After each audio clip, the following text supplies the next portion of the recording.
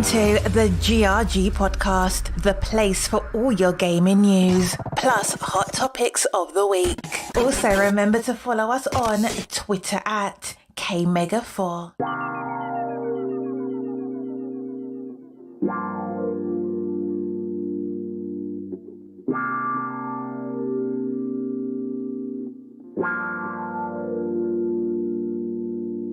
Came up out the womb of man with everything that you demand.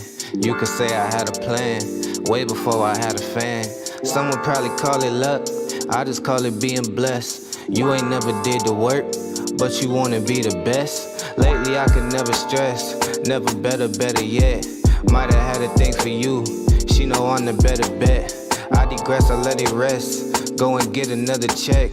I could always see my future, I bet they could never guess. Guessing they get it, cause look at me now and then look at yourself in the mirror. I know they doubted my thesis, but they doubted Jesus, and right now I'm making it clear. Clearly these people don't know where they going, and lately I feel like the man with the map. I got this shit out the mud, you could give me the word and I'll probably give it right back. Back at the bus I was scraping the change, back in my head I was living a life. Back at my job I was losing the focus and trying to find ways to get back to the mic. All of this working ain't working, I feel like a liar and I cannot lie to my soul. I know the truth universal, so don't let me tell you, I know that a lot of you know. Spilling pieces of a poet, don't you know it, I'm the real thing, baby. And if it don't make $1, then how could it make a real change, baby? Spilling pieces of a poet, don't you know it, I'm the real thing, baby. And if it don't make $1, then how could it make a real change, baby? Ay. Came up out the womb a giant, you a lick and you a client. Now you got so much to say, I was hurting, you was quiet. Glory is as glory does, so you know the story love. Never thought he'd be a legend, he was always sure he was. You was always naysaying, some things never change. Spiritually I never aged, feeling like 11th grade. Junior me, proud of me, standing tall, towering. Doing things I never do, if I was living cowardly.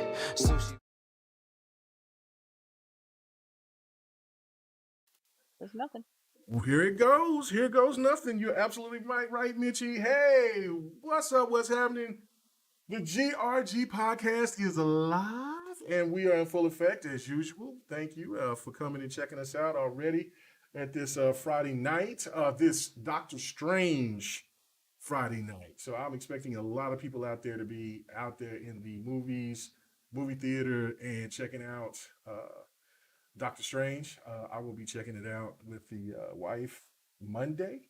So I have to stay away from the internet all weekend. So if you don't see me tweeting that much, that is why. Because I am not going to be running around looking and just reading other stuff that's in there and minding my business. And then somebody just throws spoilers out there because I don't know. It's just what people do. But I don't know. Without further ado, man, let's go ahead and get to the panel. A couple of people will not be here tonight. Sir X Man, he's doing it old school. He is on the phone talking with Microsoft, and he sounded hot, old man hot. So he will be here a little bit later. D, she won't be here tonight because of the fact that it's Mother's Day weekend. That's a sentimental situation for her. So totally understand. But I also have some news too regarding Robs, and Robs will no longer be on the podcast as a full-time member because of work. She hit me up about it last night. So hopefully she'll come and can maybe visit or whatever. But she wanted to. She let me know, and so unfortunately, that's a sad deal. But we'll definitely miss her. But hey, life is life, and you gotta take care of business. Totally understand that. So, so shout out to Rob's, a geek, and hopefully we'll get to see her sometime in the future. But other than that, wish her well and hope she get all her situations taken care of, because real life is way more important. So, but I did not go empty-handed tonight because, as usual, have to try and have a lady on the show. And This lady right here, she's a friend of the show. She's been on numerous times. She hasn't been on in a while because, you know, she's been busy herself. And of course, on that, she's probably been very, very sad because of the Los Angeles Rams winning the Super Bowl and the MI Rams beating the disgusting, gross 49ers. But yet, her rival, the 49ers, which I have to give, which I was rooting for the whole time, dispatched the only team that I was afraid of in these playoffs, and that was the Green Bay Packers. So, Mitchie, guys a lot. How you doing? What's going on? How you feel about them Rams winning that Super Bowl? How you feel about my boy Stafford going ahead and taking us to the promised land? Well, better him than anybody else, I suppose. Okay, all right. That's all you're getting out of that. So how Sadness. so how you doing? How you been? I've been good. Not much gaming, more working than gaming, but I did try Trek to Yumi. I tried that, and Mhm. what else have I been playing? And I bought the first Red Dead, so I've been playing that because I didn't have that Nice. before. So, and it was on sale during that big sale they had. They seem to always have a big sale. And yeah, that's what I've been doing. I know Nice. it's funny that I just bought the first Red Dead, right? Xbox 360. Hey, no, it's all right. I just seen somebody post that they bought Titanfall 2 because they heard that it was a good game. And my first expression was like, what rock have you been under? But of course, you know, just it happens with everything. Because I know that there's games out there that I haven't played and I may have looked at it a glance, and then next thing you know, I'm like, oh damn, that's right, that's that game, and then I'll go get it later on. So it's just the nature of the That's what beast. happened to me. Yeah. Yeah. Because I Yeah. played the second Red Dead and I'm like, it was so good. And then I'm Hmm. like, I should really play the first Yes, yes, because I mean, actually, you're doing it the right way because that is a true sequel to the first game. So I mean to Red Dead 2. So you know, so yeah, so you actually will get a full complete. You got a full complete story uh about the youngin, and now you'll get to see him as a grown man and what he's gone through and all, and then you'll get to see a lot of the old characters come back. So yeah, no, so it's actually one. Okay. pretty good thing. So yeah, so let me know what you think about it. Really good game. It was a really good game. So absolutely. All right, so we moving on here to our other guest, a person that's no stranger to the GRG podcast. Been on here numerous times. Friend of the podcast, man. He hasn't been on here in a while, but you know, I heard he's out there playing Yu-Gi-Oh, and I heard that he's wearing his Yu-Gi-Oh wig right now, and I think he has a couple of Yu-Gi-Oh cards. I think he has the let me think. What's some of his cards? I have not seen his cards in so long. Oh my gosh. What was my favorite card? The Egyptian God card. What was that? Zodiac. What was that card called? Exodia? Exodia. That's it. I like that card. I like that card when you combine all those cards and then bring that big bastard in. So anyway, so what's up, Callie? Nothing much, man. Just been playing games, just been enjoying life, not gonna lie. And yeah. But yeah, and now I'm not wearing that Yu-Gi-Oh head or how you say hair, whatever you Wig. mentioned earlier. Wig, But wig, yeah. Yu-Gi-Oh wig. Yes. Yeah, I mean, I've been to Yu-Gi-Oh, but not that much. It is a good game. Now I don't know. I do have the latest one, but the problem is it. I don't know if it plays because I tried to play it, but it didn't seem to play like the original PlayStation One version. And that game was just so. I know life that game. The first two so heavy, and so I wish that they would go back to that. But I guess the way that they got it now, it's cool. I don't know. I'm nostalgic like that. Like the way that that game played, the way it felt, it was really really cool. So I don't know if you played the first two Yu-Gi-Oh games, but is there any similarities to that in this latest Yu-Gi-Oh game?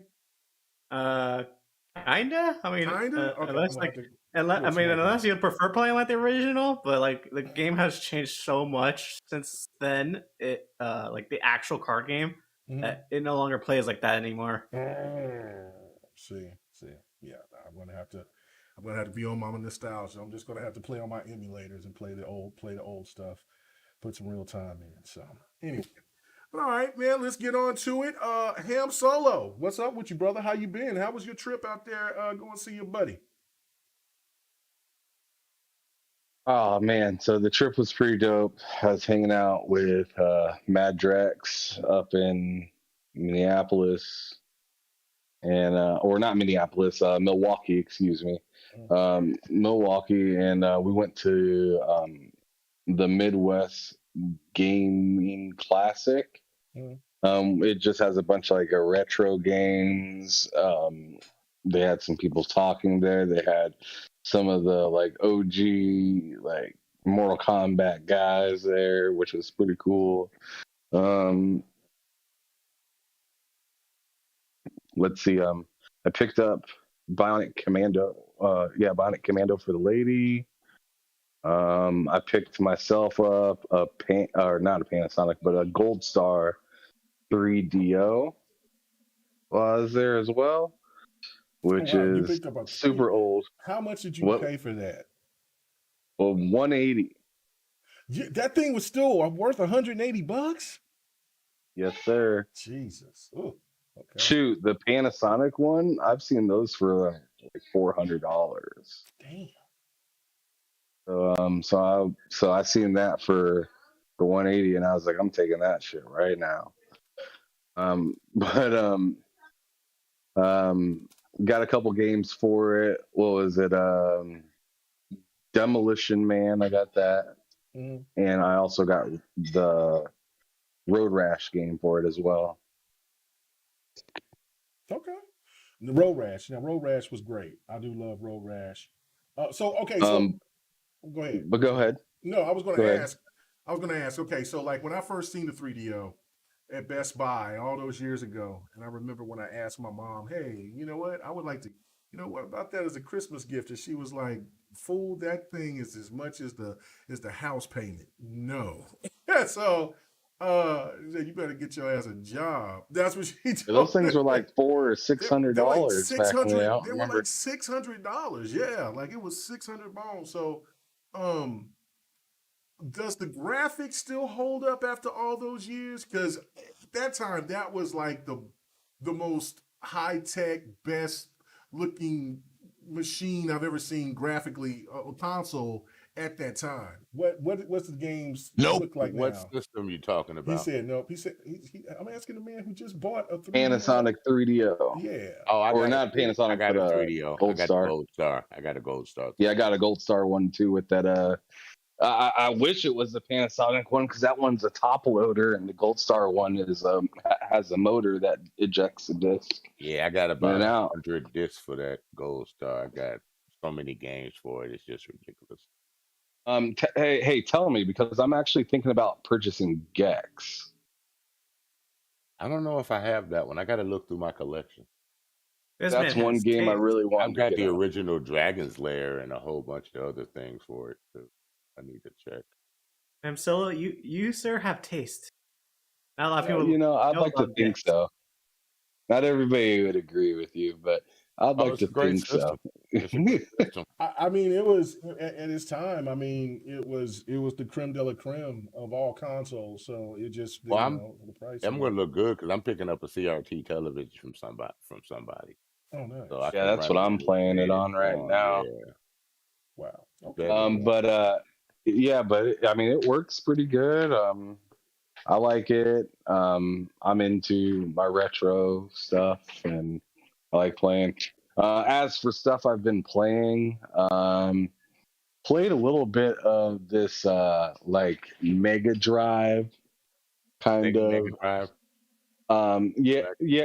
Well, it's like a Mega Drive thing for the Sega Genesis. Yeah, I got it. And it has a bunch of games on it. Like there's like 21 games per page, and it has 81 pages of games on it. Games you got to unlock by playing the other games, if I remember correctly. I don't know that. I just got it, so I'm still trying to figure that all out. So I've been playing some games on there. You were talking about people that missed out on games. I missed out on Mass Effect, so I'm playing that. I'm at the end at I think it's called Ilos or something like that. Yeah, you're getting. So I'm like, Yeah, so I'm like Is that the first chasing one, the second one, or third one? Which one? I can't remember. the first one. It's Okay, the first yeah. one. I'm trying to beat Saren to the conduit right Oh, now. okay. To the concept, And let's see, I just beat Kana, Bridge of Spirits, and I'm playing Devil May Cry 3 because I just beat Devil May Cry 2. 2. Yeah, I saw you post that when you beat Devil May Cry 2. Yes, Ain't that the I one where they Yeah. changed him? no. Yeah, Oh yeah, Devil that May Cry was. 3, they changed him Yeah, that's completely what I Yeah, thought. that's what I was yeah. gonna say. 3 is when they changed them. 2 they didn't, but 3 they changed them, and then Hi, I Michi. I beat those 3. Okay, Sir X Hi, Man, Sir X-Man. Sir X Man. Can I do my intros, please? I didn't think you was doing an intro. Yeah. I mean, if you came in on time, or if you just sit back and just wait, then Bro, I I was got fighting you. with Microsoft, man. I'm sorry. I got you. I know. I was letting people know. But anyway, let me. I was going to ask one more question, but I completely forgot. So anyway, all right, Sir X Man, how you doing? Oh, I got an Xbox Series X today, and now I'm struggling. So Okay, let's see sorry if I about can. that. About the OBS, the OBS situation. It just went off. I don't know what that was about, but hold on, let me. See it spinning. Yeah, but it said it went off for a hot second. So if there's a It's back blip or again. something, okay, all right. So sorry about Yeah. that. Okay. But yeah, I can't wait to play some games on it, dude. Now I can play John Madden with my friends because Mm-hmm. John Madden isn't cross gen. Yeah. Well, you can play some fighters too. Finally, so Yeah, I know. yeah. I don't know if he'll win, but he can play. Talk that shit, Mitchie. Talk it. What'd you say, Love girl? it. What'd you Love it. say? Love it. Repeat Love that. it. All You was so right. low, I didn't hear you. She said she wasn't low. You just didn't want to hear what she had to say. That's all. Actually, I honestly didn't. Seriously, She I didn't. said you won't win, but it was good that Oh, you. there you go back to that again. You just ain't ever gonna let it go. You get 1 out of 9, and you like the goddess. That's of all I needed was 1. That's all. Yeah, for a person who don't play the fighters, and I'm you. not mad at her, dude. Just don't Yeah, bring that she kept two-headed getting better dude and out better again. and better and better. Now she So brought that two-headed guy out. That's what happened. she's still busting that ass though. But anyway, And all she right. got me. I'm gonna give her that credit. Let's get on to it. First topic, and first off, let me ask how many people on the panel. One Bad Mother, what's going on, brother? Hey, look at that! I was practicing my stealth mode there. I came in the back door like Sam Fisher. I know, I see that. What's up, man? Did you grab a beer?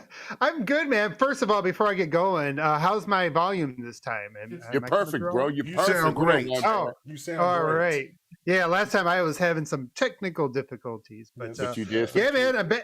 Just got back from Cali. I was over there for a week because my sister was getting married, and I had to do the getting ordained over the internet thing, and got her married off. Nice, So nice. did that. Went to Hollywood. Kind of had some fun over there. But yeah, man, it's was fun. But I'm on fumes. We just got done with my Halo podcast, but I saw Halo on the menu, so like, why not? Why we always got more room in Of course, Halo, you right? had to. Why not? Because when it comes down to it, maybe him solo, but everybody else they're not going to sit here and touch the Halo topic. So, so yeah. I'm waiting to see how it look in 4K now on this big 70-inch 4K TV. This is gonna be hot. Oh yeah, you're gonna see. Hey man, your life is going to completely change when you finish I'm downloading and look still at all those playing on games. PC though. Don't get me wrong. You won't for a while. So, I you know know, what I'm 'cause saying? it's a new toy, K. Man, Yeah, you know I gotta play with it. Yeah, I know, and that's what I'm saying. Like your PC gonna be put on ice for a little while. No, it Jay, ain't, 'cause that's it. Forza Motorsport is coming out. And that's why we playing on PC. Sorry, can't get away from that. Oh, you okay? you see. I got wheels, pedals, shifter. I'm playing on PC. Okay, we'll see. And We'll 3 see. screens. I'm We'll gonna be see. immersed. We'll see. And my racing seat. We'll Thank see. you. We'll see. I doubt it very seriously, but Dude, we'll see. hold it. Here's the thing. My wheel is pedals and stuff. It can work on the Xbox. So, but I'm saying most likely you'll probably play. Well, I'm if you not don't moving all this equipment Okay in front of then. that All damn right TV. then. Like I I'm said, playing on PC. I know what I know, man. I when I upgraded my PC and everything, and I was like, okay, yeah, I'll probably I'll be playing a lot more PC than normal. But if you had the wheels and the Series pedals X. and stuff like that, No, K Mega for your PC, So you'd you be need all all that right. paraphernalia just to win? Oh, talk that shit. I love it. Anyway, enough of the wheels and the I three like my screens. toys. Don't Let's mess get with on. me. Let's get to the topic. That's what she said. All right. Okay. Woo.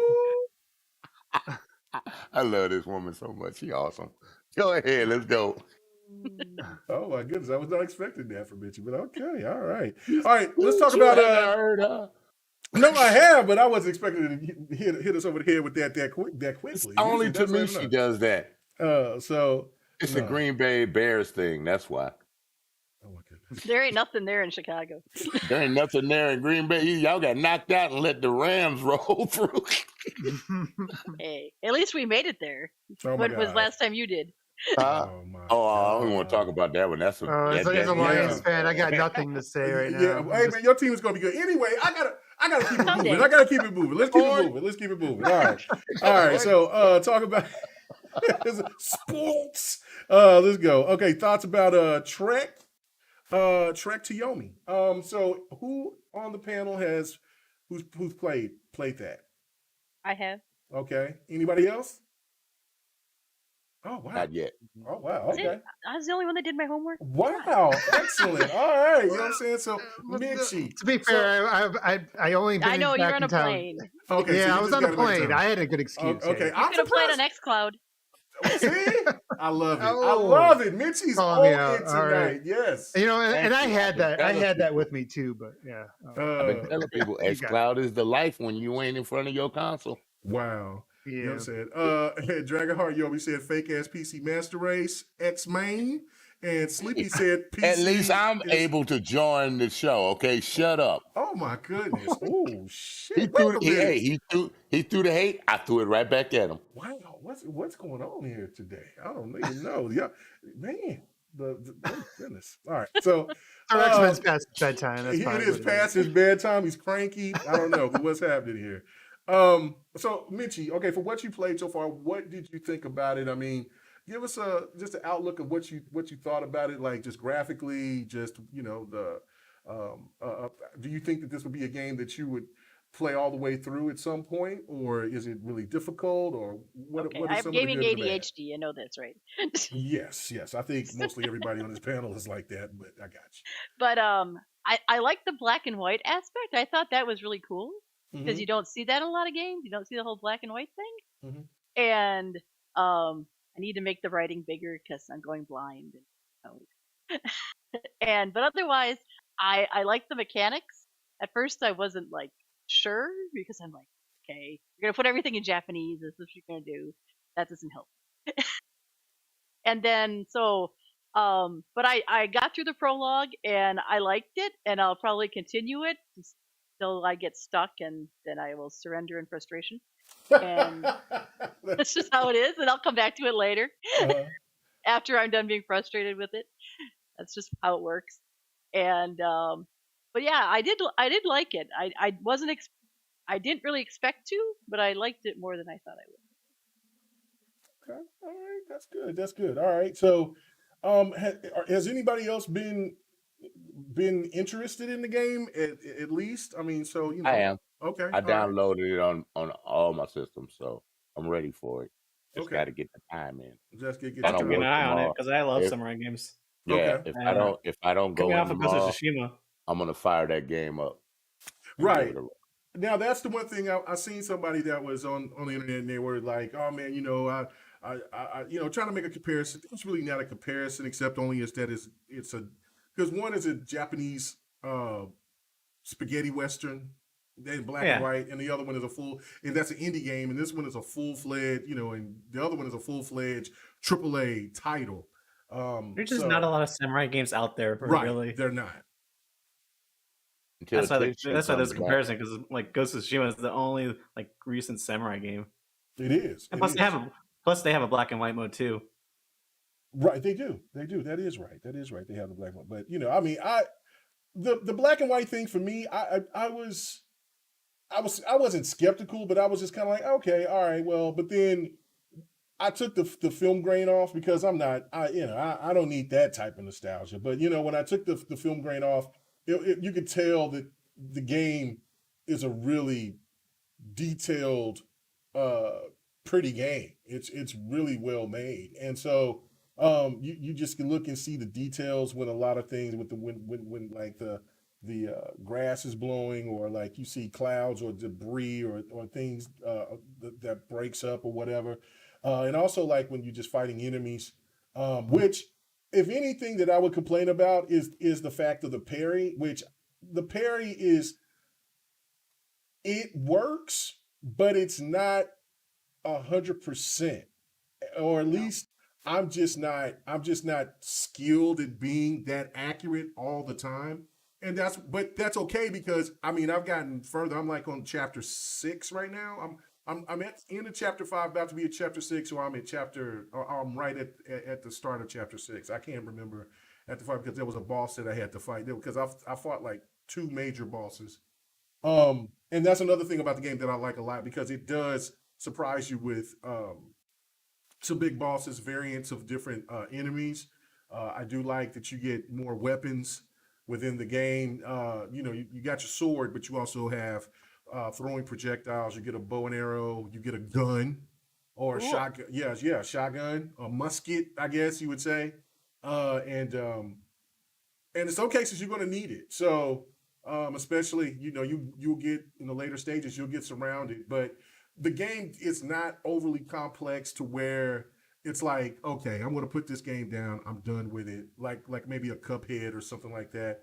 Hmm. It has a Souls ish type of vibe, but very, like, I would say Souls light, not Souls like, but Souls light, because you do have to strategize on the enemy's attacks, and the parry is very important.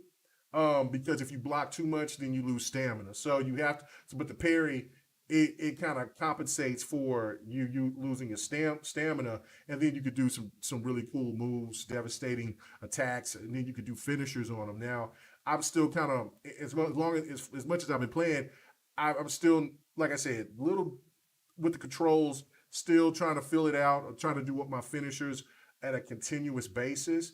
But other than that, I think the game is great. I mean, especially it's only $20 if you want to purchase it on PlayStation or PC, Xbox. I think it's on. I think it's on Switch as well. I cannot remember that, but And don't um, forget the Game Pass. It's well, yeah, that's what I was gonna say. If you don't want to pay for yeah. it, it's on Game Pass, and I haven't paid for it, but Hey, I would like that's to. pretty good. Whoa, what That's a the? good price. Yeah, damn, wow. Yeah, um, Uh, yeah, no, the Game Pass factor is there. I've seen some people that was trying to bring up some crazy shit about, well, it's fodder, it's Game Pass fodder, but I paid $20 for the game, and so therefore Game Pass subscribers are just cheapskates. I don't understand it. It don't make any sense. I'm not even gonna try to go any deeper into so you that. know what my Just because, response to them would be, or what's to that? that would be, K Mega. What's Just that?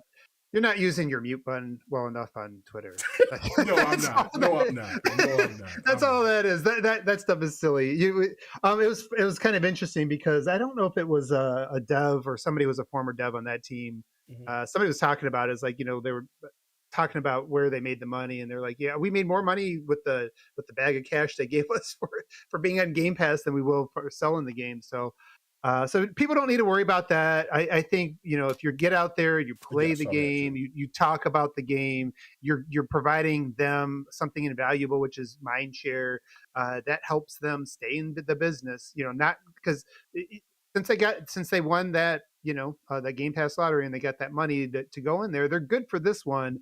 The key is, like, are they going to get the mind share? Are they going to get people knowing who they are, so that if they want to make another, they have a shot at making another game because people are playing it, they're talking about it. So I definitely downloaded it. I feel like I do this thing like once a month on Game Pass, where I just download 3-4 indies, and just Hmm. some of them I only fire through for like an hour or two, and some of them stick and they end up becoming some of my favorite games. So you just never know.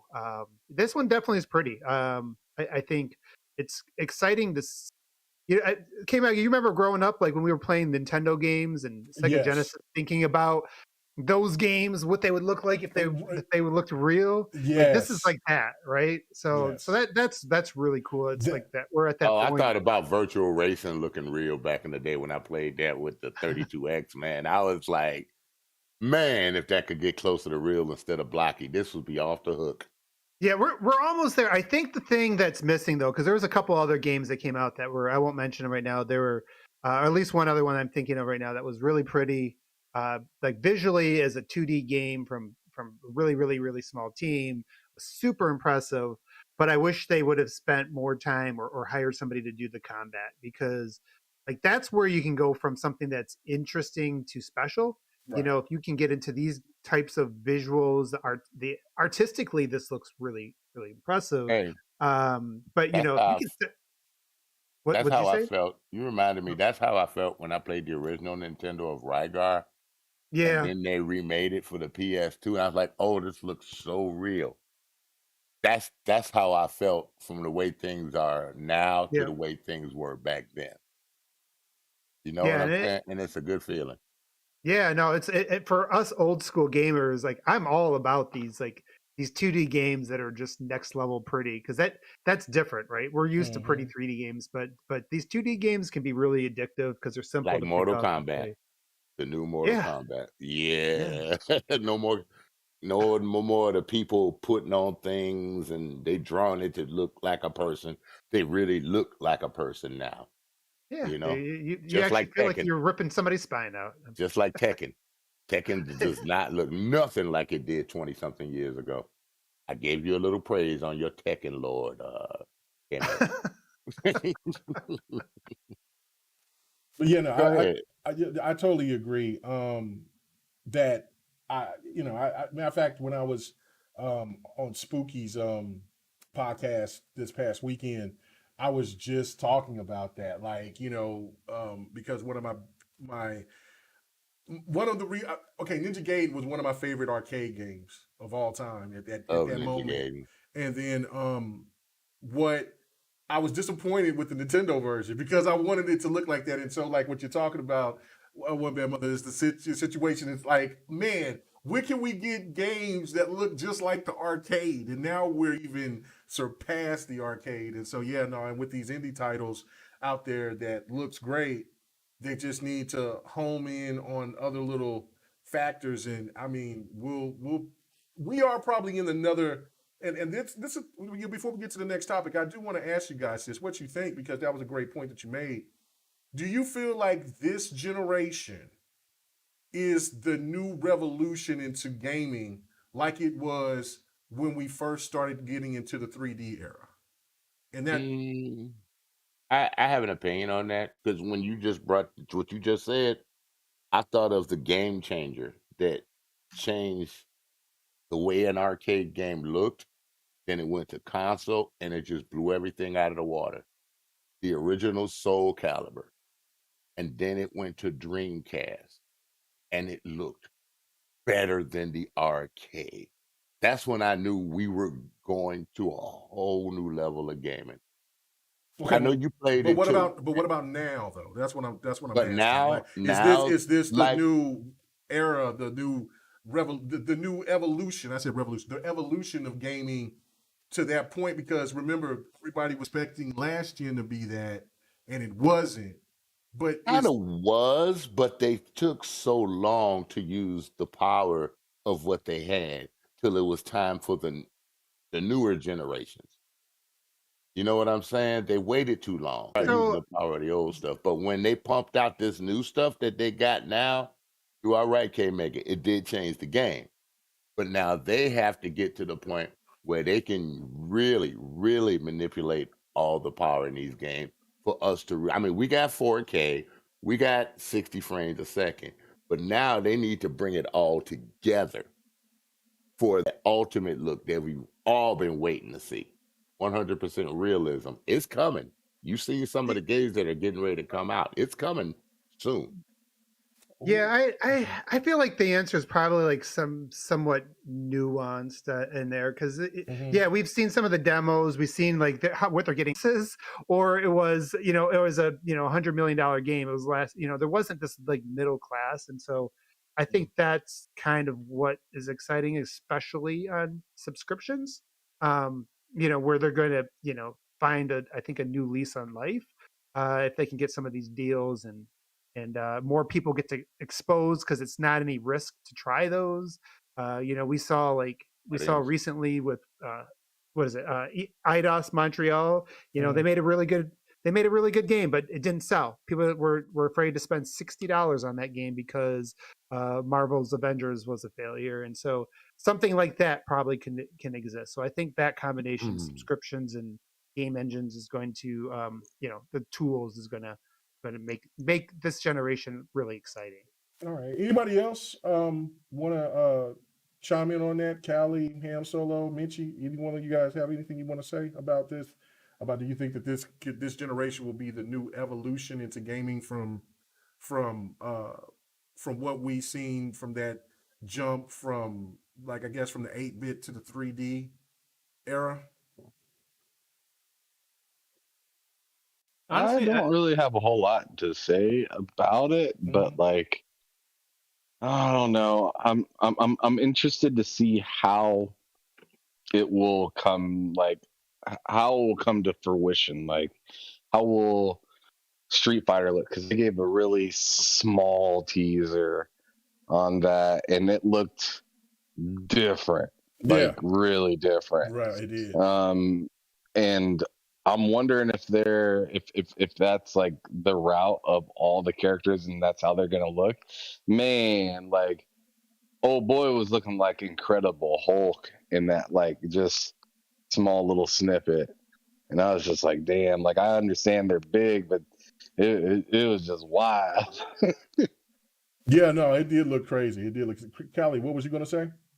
I was gonna say like I honestly don't know if I would say evolution is more of like kind of like minimal upgrades to what's like gonna change like how devs make their games.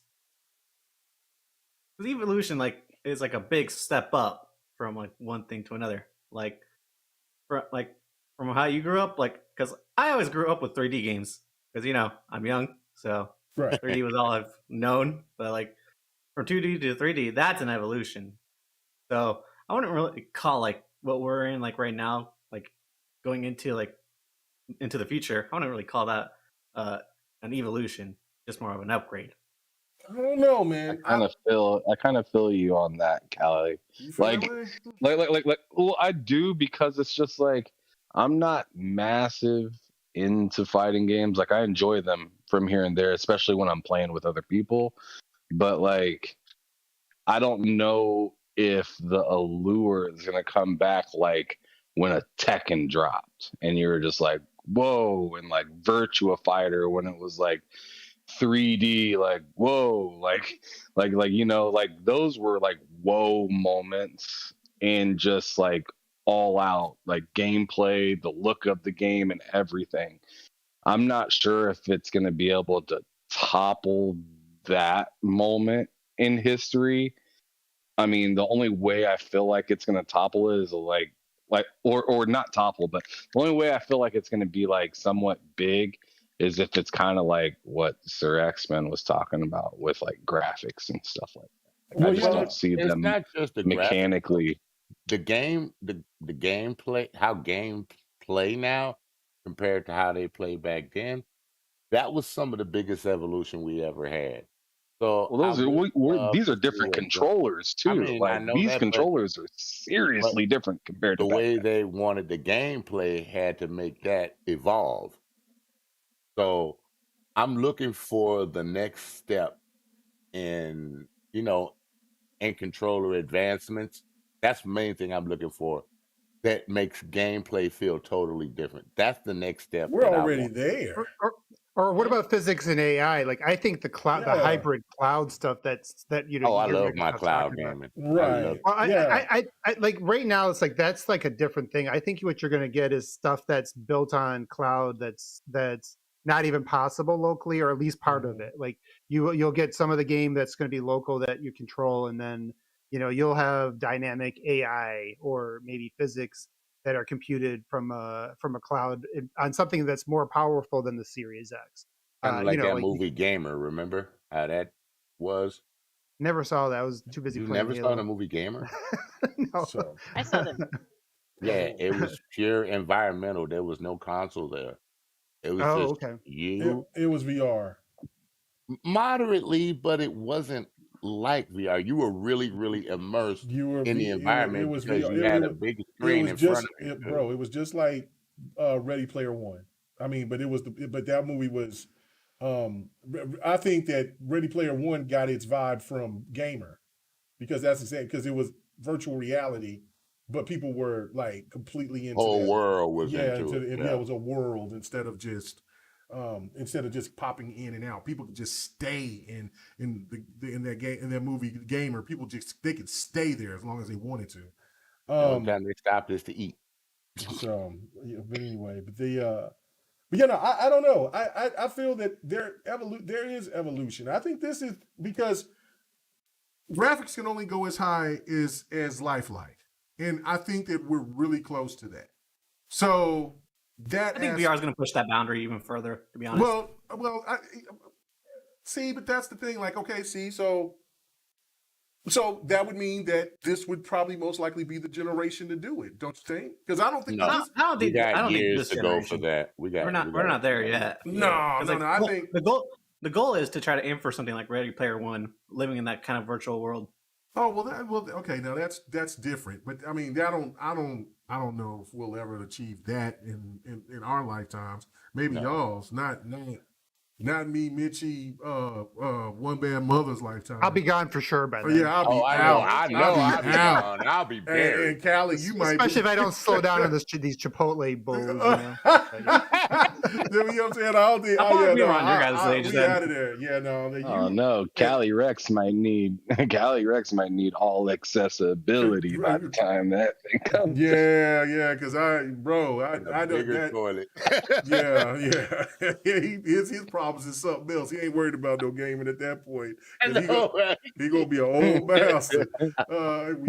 We gonna be out of there. You know what I'm saying? So yeah, that was a good little topic though, man. I kind of like that one. Well, if you shut up and let me get to the next one, we can move on. Good job there, Mega.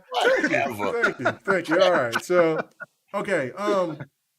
Thank you. Okay, so here we go. Square Enix, since you know that was a good segue. Square Enix sold off the Western Division to Embers Group for $300 million. Now, this is kind of like a two-part question if you wanted to make it into a two-part question, but I'm gonna go straight to Callie on this one first. What do you think about this move, and do you think that there was some kind of intention behind the move from Square Enix's perspective? Okay, first of all, I do think this is a good move because the games stay multi-plat, so that is true. That's a positive for gamers, and also, I honestly feel that Embracer has a really deep care for games. Like they want their games to do good. They'll put as much effort as needed to make these games good. They give their developers the freedom that they need without telling them to put in microtransactions or anything. And also, they're reviving old IPs. They're reviving Time Splitters. They're bringing back what's it called? They're making a sequel to Saints Row. They're making tons of remasters, like SpongeBob and etc.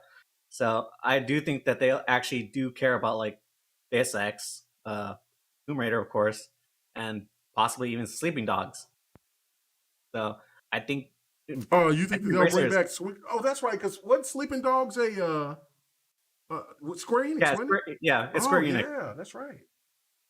So I do think that Embracer will try to revive these IPs and try to get get them to live up to what is expected. Because Embracer doesn't really have any huge expectations because they mostly depend on their smaller games to sell well in order to fund their bigger games. So that's why I think it's a good move from Embracer. And also, the second question you had, I honestly think that Square Enix sold them off because they were just they were just tired of having these studios that they didn't know what to do with. So I think once Embracer came up to them and they offered to take the debt on that these studios had, I think that just sold Square Enix to finally get rid of them. I don't think anybody else wanted to take on that debt or try to rework these studios into being a success again. All right. What about you, Ham Solo? What is your thoughts about the Square Enix getting rid of the mighty Tomb Raider franchise and others? Yo, I felt like Square Enix was like, "Yo, bro, pass me that Dawn soap and turn on the water." Damn.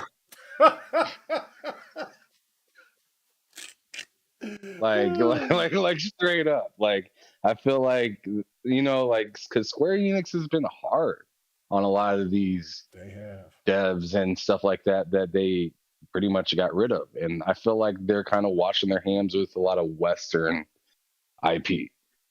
Because they just don't want to deal with it anymore. They don't like what they've came out with. They're very vocal about it. They're not. I'm surprised that they held on to Outriders. Well, they got DLC for Outriders, so probably that's the only reason why they held on to them. I was surprised about that because Well, that whole Game Pass and that whole Game Pass situation and royalties and yada yada. But I was a little surprised about that. But as for like Embracer Group, I very much liked what Cali Rex said. Like at least they're going somewhere where they can have a second chance or another shot or continue to put out some quality stuff without I mean, you never know, because you think when you get bought out, everything's going to be better. But I've worked in businesses where I'm like, all right, we got bought out by somebody and everybody gets a bonus and, everything's great. And then 6 months down the road, things aren't so pretty, or a year down the road, things aren't so pretty and stuff like that. So in hindsight, I'd say this is awesome, but, only time will tell. Okay. All right. Do you feel that well, I mean that's what you feel. I'll sit there and I ask everybody else, get their thoughts about this. Okay, so what about you, Minchie? What is your initial thoughts about this move? I mean, your agreeance with Callie and Ham, or do you have a different approach to this? I think it's good that they sold them. Mm-hmm. I think they stand a better chance of success because we're not going to get it with Square. The Square is about Final Fantasy, and Final Fantasy is all they're about. And this gives them better options when they join PlayStation, I guess. So it's good that Tomb Raider will be a multi-plat. I'm glad for that. And yeah, that's how I feel about that. Okay, that was real quick to the point. I got you. All right. What about you, Sir X-Man? I'm going to go to One Bad Mother last on this because I think he's going to have a much more detailed answer. What about you? That's a nice way to say long-winded. But I'll take it. Yeah. I just get to play Tomb Raider again. I don't care. I'm done today with that one. Bye. Oh, okay. All right. So is that what you wanted? No, what 10 seconds? No, I didn't ask you to go 10 seconds. What 10 seconds? Go on, Callie. Do your thing. Callie already went. I already went. Oh, see? Okay, shut up. No. I just wanted you to stop interrupting people. Just let you can say whatever you want to. You can take your time. Hey, Meg, I love you, but I know you're the host, but you do more interrupting than anybody. Well, I'm the host. I got to do it. Oh my God, bye. That is true. He does have the power right now. I have the power. Anyway, so no. That's what takes the power from him. So do you don't so you don't have anything you gotta say? Because I know that you did say some stuff yesterday, but on next podcast. But did you have anything that you wanted to add to what you said yesterday? No, I'm just glad that it didn't get the Sony, where it would have been just on their console and not on mine.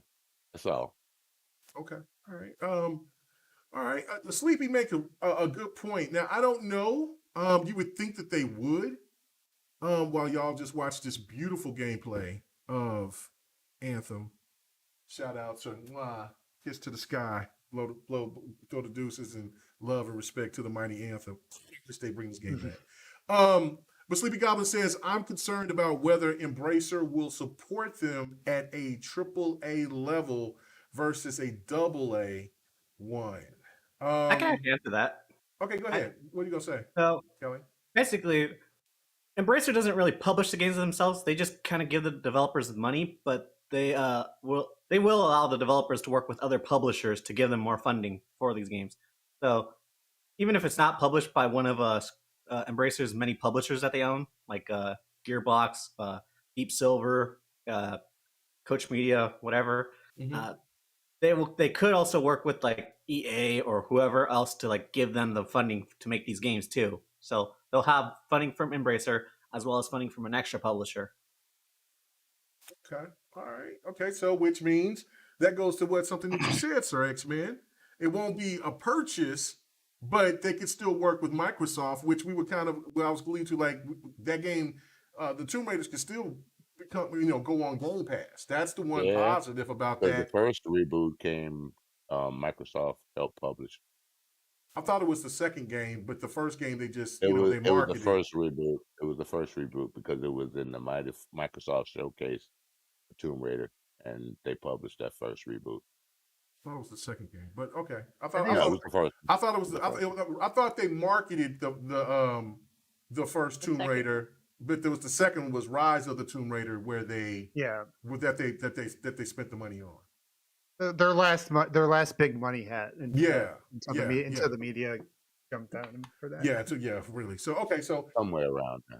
Yeah. So okay, One Bad Mother. What do you think about this situation? I mean, do you like the fact that it's not that they sold it, and why do you think that Square Enix sold it? I mean, I'm waiting for somebody to say it, but I mean, maybe nobody will, and I'll just say it and see what you guys think. But what do you think?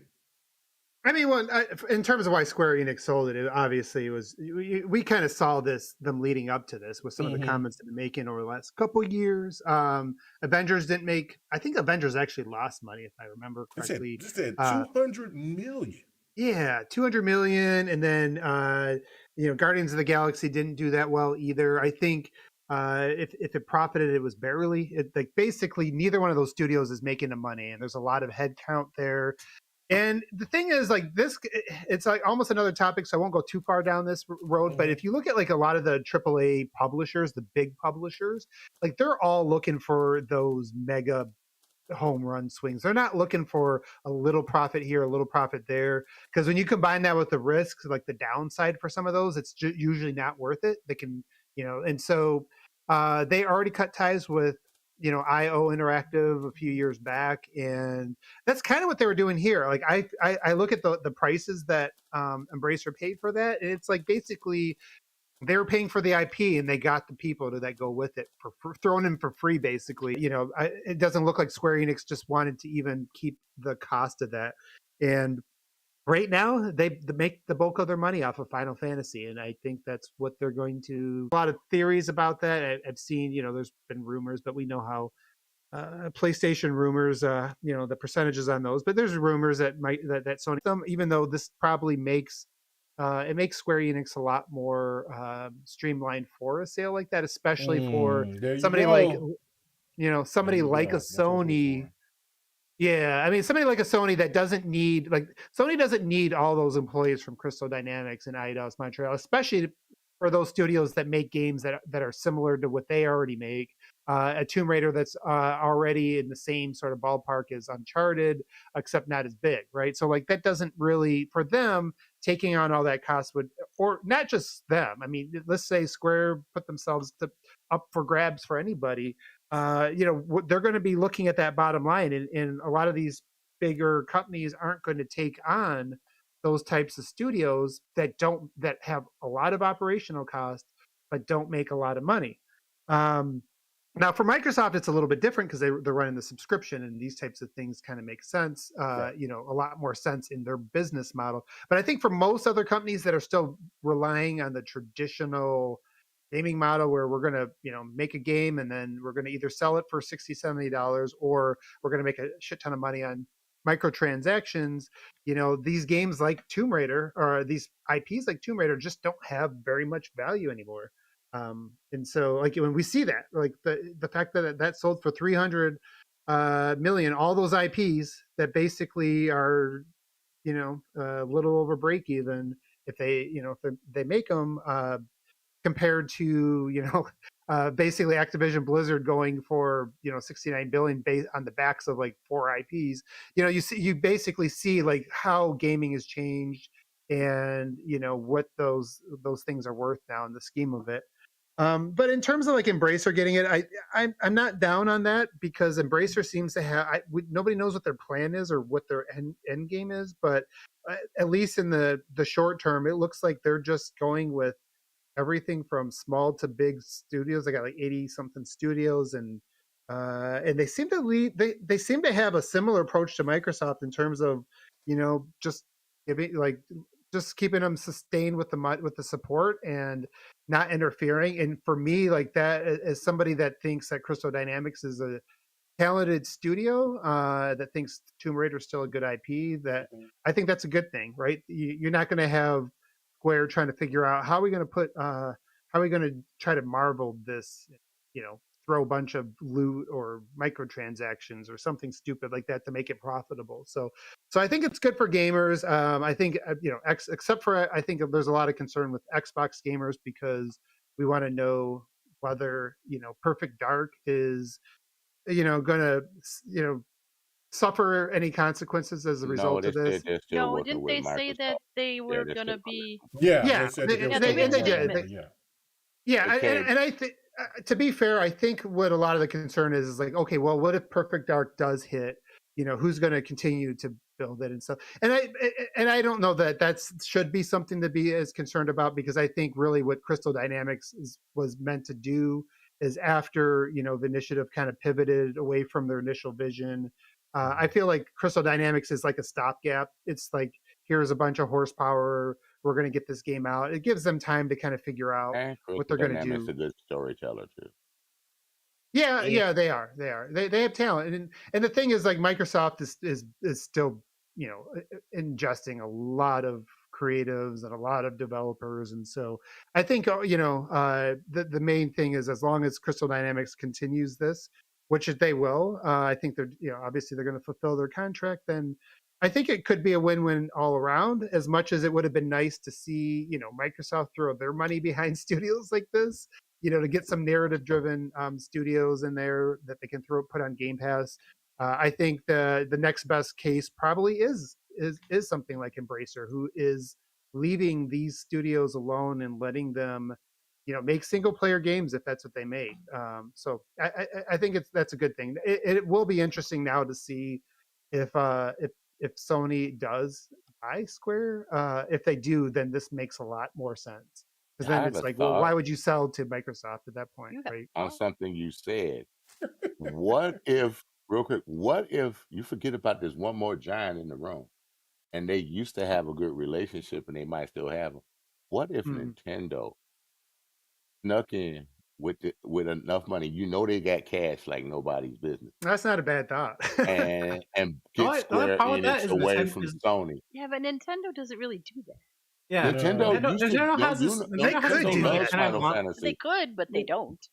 Nintendo has this thing where they Not kind of lately. want to like have developers who fit like their DNA in terms of making games fun, kind of like their Mario's, their Samuses, their Pokemon, whatever. Because Yeah, if you but see, all their games are like aimed at like their audience specifically, and they kind of have like a formula going for it. what if they Square get Enix doesn't back really to their fit that. old hat though and say, look, we got a chance to get Square Enix all to ourselves and make the kind of games we want. We'll still let them other ones come out on the other consoles, Well, but they could do that. now I have They to could do I have that. to disagree with Callie on this one. I mean, the Final Fantasy started on Nintendo, Yes, it Hmm. did. Yeah, but that was only because their system was no, like big still. well, it's still big because they still get a lot of Square But Enix remember, games. I mean, Square Enix ditched them after the whole cartridge fiasco. That you can ditch them because you still got Square Enix games. Would probably make that exclusive, and they should if Mm. they did that. But no, I think the thing about that, about Square right now, like, they're not a well-run company.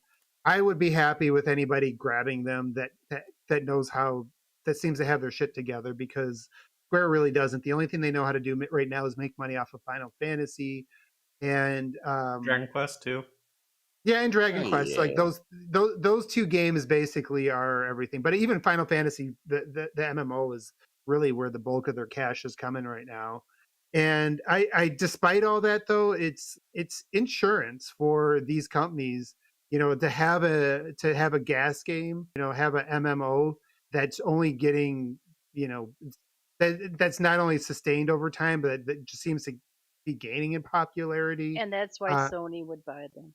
Yeah, and that's and that would make sense for Sony because of that. Yes. Because of this Final Fantasy MMO, and I think for Sony it would be a very smart move, because it's like Boom. All right. Okay. So we're here. I'm starting recording. And we're continuing the rest of the show. Apologies for the OBS outages, and know this way that going through the streaming, it's not going to do that. So we'll have the full complete show for you Saturday evening. So, but anyway, so let's continue what we was talking about. So, all right, guys. So basically, okay, this is my thing. I think it's all we'll talk about the Square Enix situation. I just feel that Sony is going to get Square Enix. It just makes too much sense. And this is what I said this on Next Podcast last night, was all you got to do is kind of look at the whole situation with the Final Fantasy games being timed exclusive for 2 years. yeah. I don't think we've ever seen that before in history with any type of, for paying that much extra for 2 years when a game depreciates within that year. It just doesn't make any sense.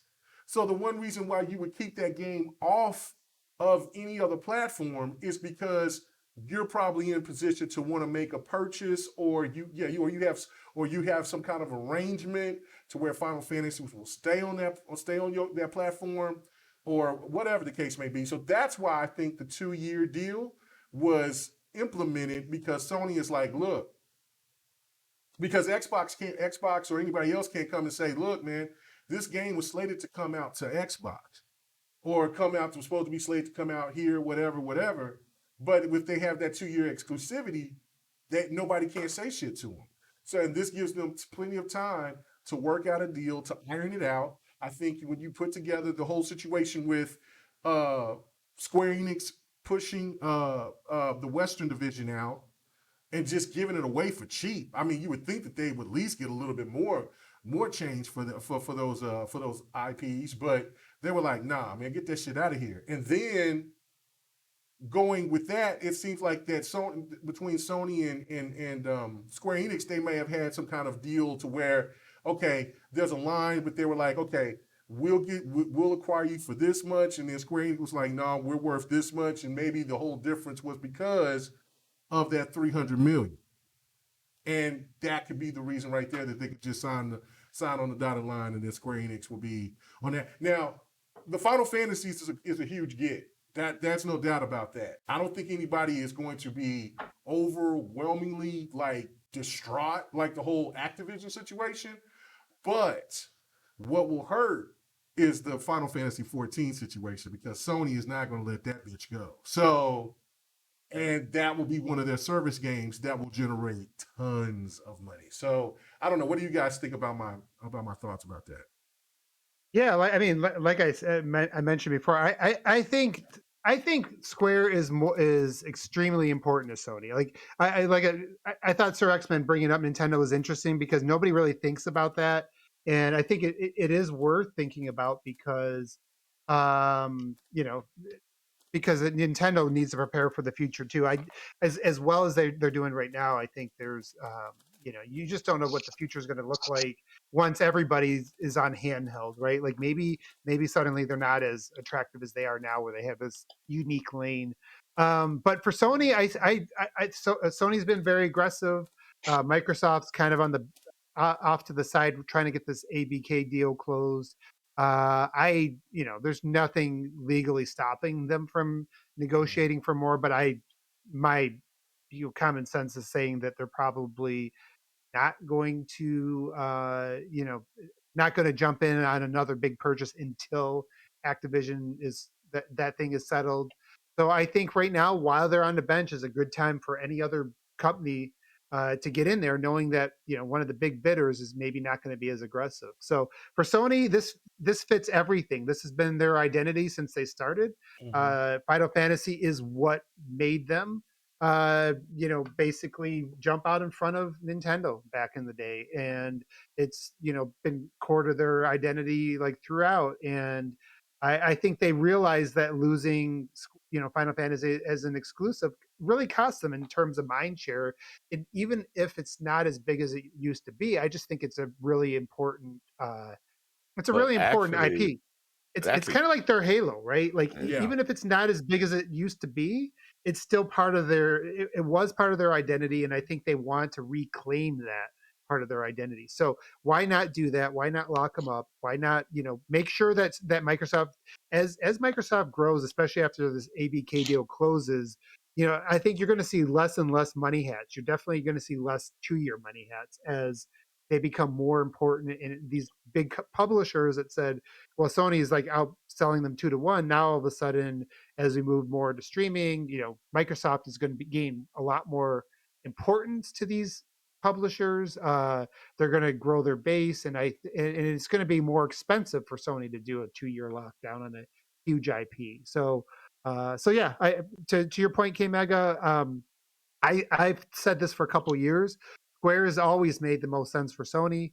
I think it could be a good two-way thing. It could be good for gamers who are multi-plat, because Square is run like shit right now, and Sony does it for whether they're your preferred platform or not. We know they have their shit together when it comes to to running studios, and I think that they could probably be good for some of these franchises. Maybe not just Final Fantasy, but some other franchises that sit in that have been dormant and things like that. So I think there's that. If I were a betting man, I would say that Jim Ryan's at least trying to buy them, but whether they pull that off, I guess we'll have to wait and see. Yeah, we'll wait and see about that. Okay, all right, really interesting. All right. One thing I want about to it. just bring up Oh, go ahead. this argument. Yeah, go ahead. Go. Okay, so I just want to make this argument that so I've been hearing people say that, like, when it comes to Square Enix and Sony, why should Sony bother buying Square Enix? Because Square Enix is already like making exclusives for Sony. Like, I'm sure some of them are timed, but like why buy it when you're already getting what you want? So Because they can have it all. Right, and yeah, but like And still, then you don't like, have to share with Xbox at all. right, and Xbox can always outbid them, or Nintendo can always outbid them, and by that standard, and the way that Xbox is going at things, this is the best time to strike while the iron is hot, because Xbox is hindered by the Activision situation. So therefore, if you wait too long, and Activision and let's say Square Enix is in a position where they do want to be bought or acquired, you don't want to take that chance by having Xbox, get a hold of them, or Nintendo might finally decide that, what, I think we want to throw our hat in the ring. So, I don't think that's Tencent Microsoft or wants them.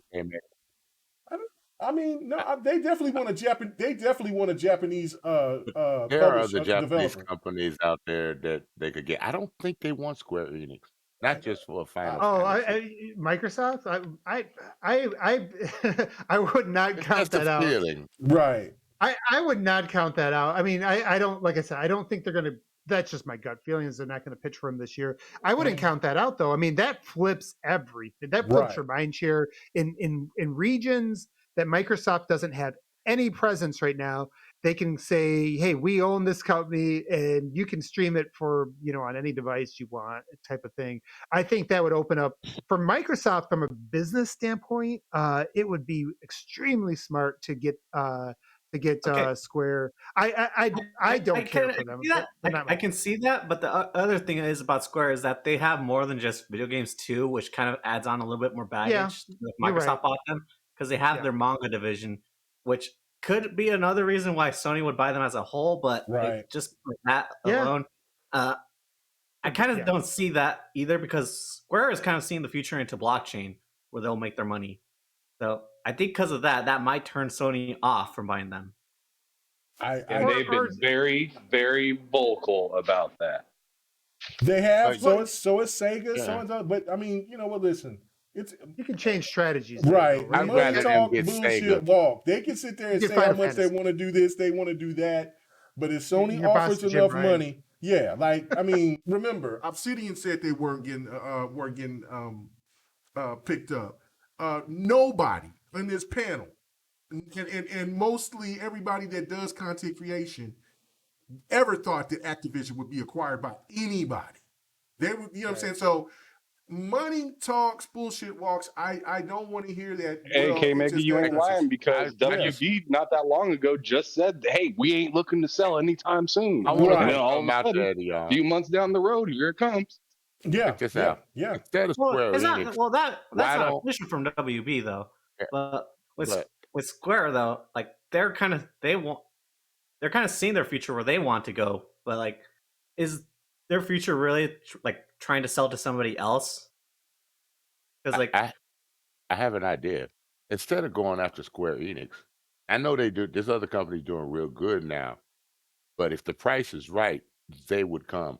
Why don't Microsoft go after Capcom after all this? Oh, I'm sure Doing they've really already. well, Well, yeah. rumors are they already were close before Monster Hunter took off. So So then Microsoft ain't afraid to up that price. I don't think I it mean, was about the maybe. price. I think it was the baggage Yeah. that came at that time. Now, But they're cleared now, though. Capcom is in a really good place right now. I don't know if their debts are all taken care of, but they're definitely in a better place now because their game lineups has been Way better. They've been hitting 1,000 here for the last 5 years, 6 years. Now add this to the scenario, okay, Mega. Yeah. So Getting Capcom would be bigger than getting Square Enix. I don't know. I think Square Enix is Capcom got more Well, games it than would- Square Enix. Yeah, but it's about fit. You're though. probably right. I think It's about I fit. think Square would be more disruptive, and I think with what Microsoft is doing, the disruption would be a big Mhm. deal. But as a gamer, I like Capcom like 10 times more than Square. Oh, yeah. Not more. Yeah, I could say- I could say I think that, yeah. Capcom would actually sell for more probably because Monster Hunter is giant.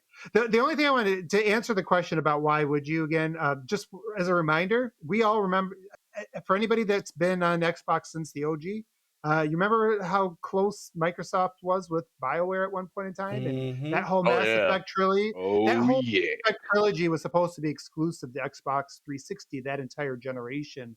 They made a deal, and that was going to be a three game deal. They did it with them. They did it with Epic for Gears.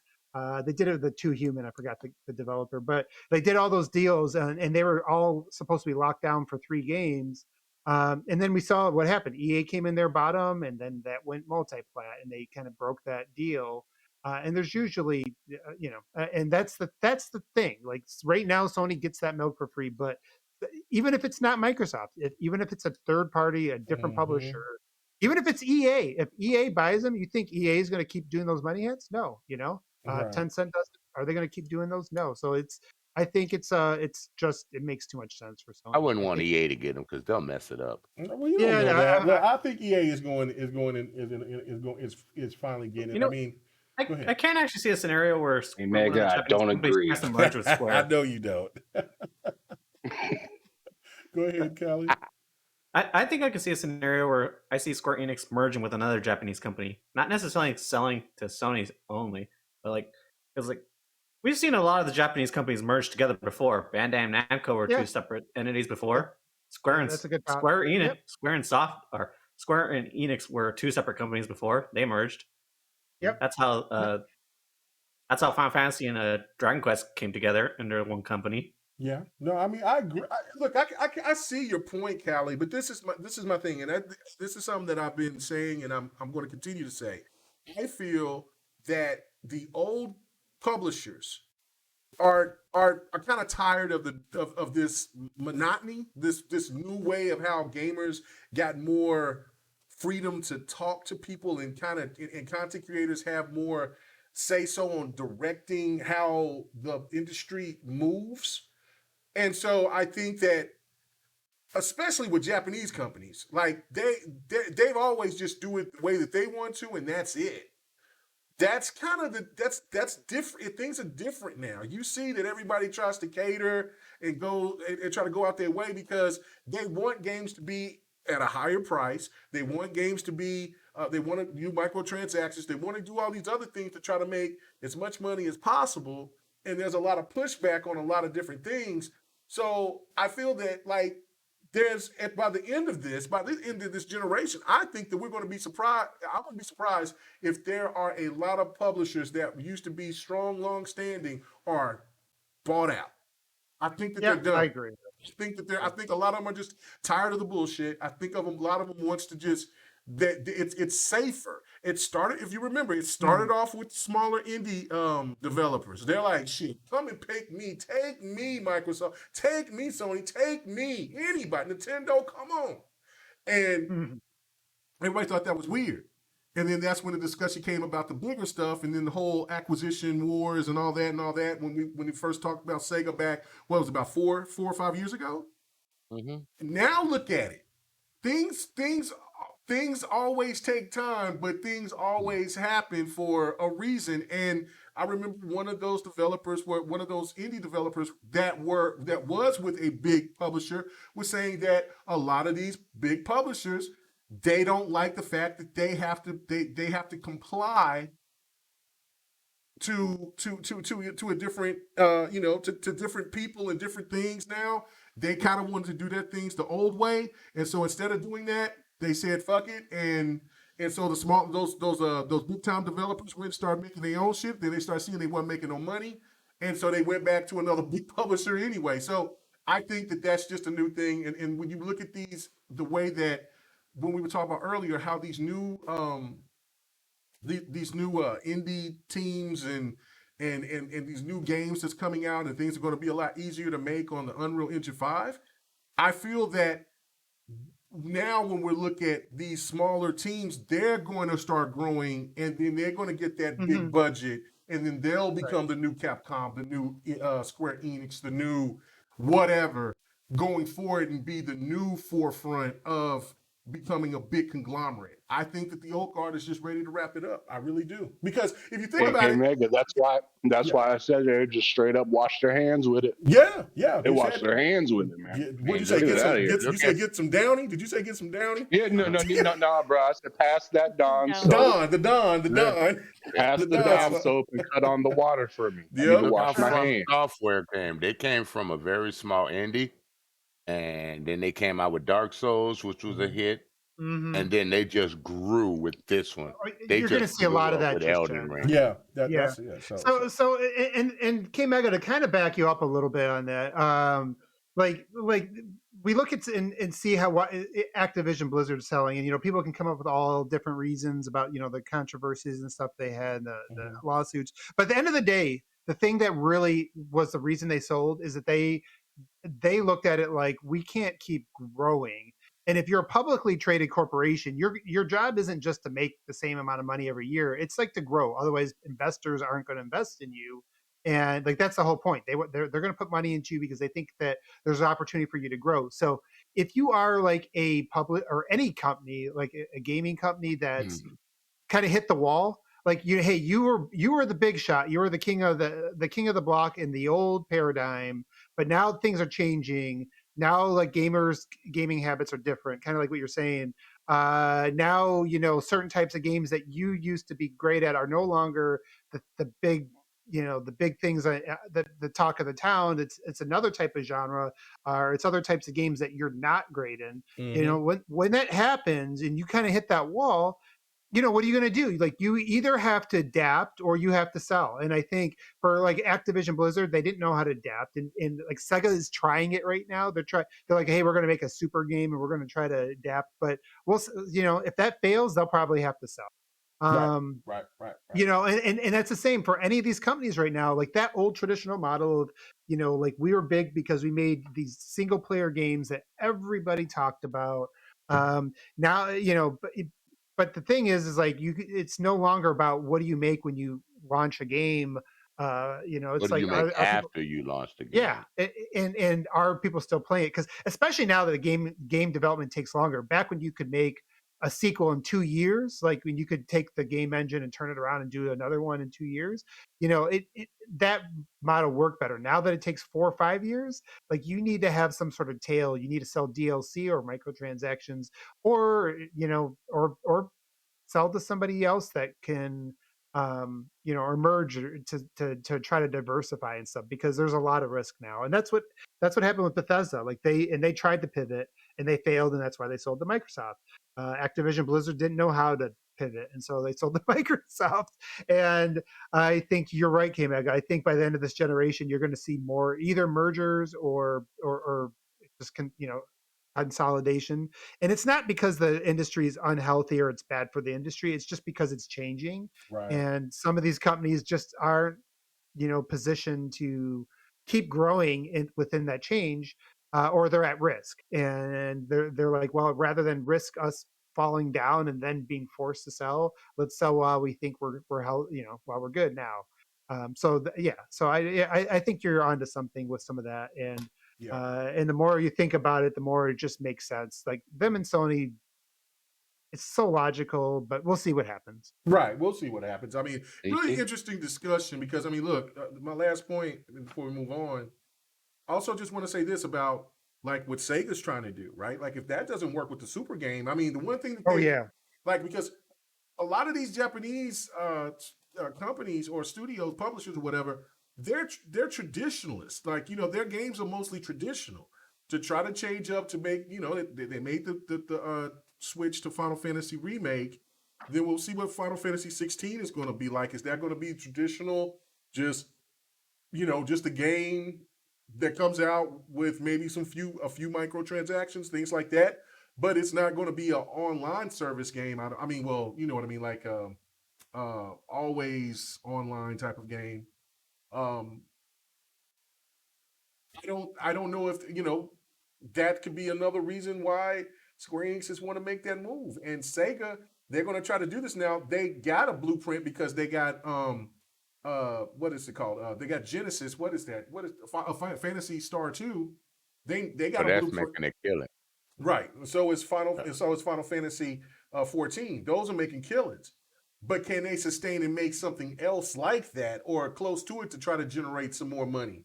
I mean, that's the thing. I mean, in Capcom, I don't think Capcom has a game like that. So I don't know, man. It's going to be really interesting. Monster Hunter saved them. Yeah, Monster And I Hunter don't know saved if, yeah, and I can't say for a fact that this is true, but the kind of the words on the streets were them. that Microsoft almost had Capcom, but that was before Monster Hunter blew up. But Capcom was in kind of a precarious position with all these traditional games And that those new were, Resident Evils too. That yeah, saved them a lot too. It really yeah, did. They also turned Street yes, Fighter 5 around too. Well, Street yeah, Fighter's it's not, already in trouble though. That like yeah, they I don't even know if they broke even on Street Fighter 5 because They kept it on one console. That was the biggest thing. well, I mean they got paid to keep it on one console. The problem, I mean, I know. Sony funded for it, so I mean it is what it. But it was just so it took 2 years before that game even got to what's called. And you got to give. I mean, it is their baby. It's their one of their most iconic franchises. So of course, but I give props to Capcom for making Street Fighter Five what it is now because Street Fighter Five is a good game now. It's a really good game. They It's got just arcade mode now. That's a good thing. oh, they got story mode. They got everything, and they got a really good list of characters. Last character they got is really dope. I just haven't got to play with them that much, but yeah, no. So I don't know, pretty interesting. But all right, let's move on. Okay, so the Game Breakers, that's a studio, the makers of Haven and Fury. They're dropping DLC from the Fury game that dropped in 2016 but it's only going to be on PlayStation and PC and Switch. Appreciate God. it, D, because she was like, don't forget the Switch part, because I didn't know if it was on Switch as well. But it's going to be on Switch, PlayStation, and PC only. It's skipping Xbox. So some gamers aren't happy about this. They went all after the game breakers. They tried to give an explanation of saying, look, the game didn't sell well on Xbox. And so they just went ahead and they're a small indie company. They say they still want to do work for Xbox. They did say that Haven did well on Xbox, but Fury just didn't do well at all. Didn't move, so they were honest about it. But my question to you guys, which I'm going to go to Mitchie first on this one. Do you feel like the Xbox gamers were out of line to go and attack well, I won't say the word attack. I'll let you guys say what you want to say. Do you think that this was appropriate for the Xbox gamers to go after the studio because they didn't get the DLC, or should Xbox gamers take some responsibility on this and just take it on the chin and just realize that they didn't support the game enough? What do you feel? What do you think? I think that Xbox, the gamers that attack that that studio on Twitter, it's silly. I mean, they told you why they couldn't do it because they're small and they gotta focus where their money was, and it just wasn't an Xbox because nobody bought the game. If you would have bought the game, you'd get the DLC. That's just how it is. I mean, if you're not going to support it, you're not going to get then you have to go buy it on PlayStation or something. It's they just have to understand that just because everybody else gets it, you don't get it too. Just you have to be more supportive then if that's what you want. And I don't think Xbox players necessarily sometimes are that supportive. Okay. All right. Okay. Sir X Man, what do you think? I mean, who you feel that? I mean, I understand. I mean, I don't like the fact that we won't get the DLC for Fury, but I mean, but is Got it really their questions fault? on 2 points about that game. How Mm-hmm. many people on PlayStation bought it, and how good was the game? Game is good. It's tough. Now it's not an easy game to play, but it's a really cool game. How It's many a people over there bought it, and I they're blaming us? I obviously I I actually got it guess on PS Plus, so I played it. so was it on PS Plus? Okay, see it Yep. never was on. See this game came out before Game Pass was out was around. You know? So what do you think, Sir X-Man? I want his opinion on that game, though. Have you played it yet? Yeah, I played it when they hit PS Plus. How was it? I didn't pass the game because it was very tough. It's a Yep. very precision based game, but it is very fun. The music is great, and the art style Yes. is pretty sick too. Well, then I can only blame that on us. Then I had to be real. I can only blame that on Xbox gamers for that. Then you can't get mad at something not coming to you if you don't buy the game, and because normally games go on sale for their reasonable price.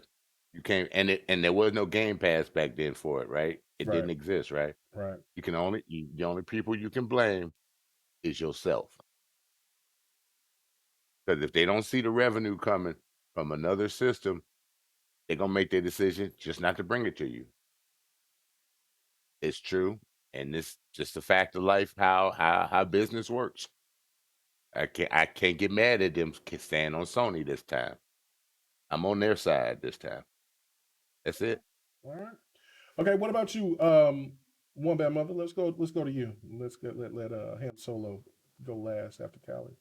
What do you think, One Bad Yeah, Mother? I mean, real quick, I mean, to answer your initial question, yeah, I think it's damn foolish to go after developers on Twitter or without understanding the situation. Right. And I think what ends up happening is a lot of things are taken out of context. Imran, who I like, kind of piped in there and gave some console war fodder, unfortunately, which really had nothing to do with the situation. I mean, at the end of the day, you're going to make deals. If you didn't sell the original game on a platform, then why would you make DLC for it? You're not going to make money on that. And that's and this is a game that came out back at the Xbox's low point, and it didn't sell very well relative to any other platform at the time because of that.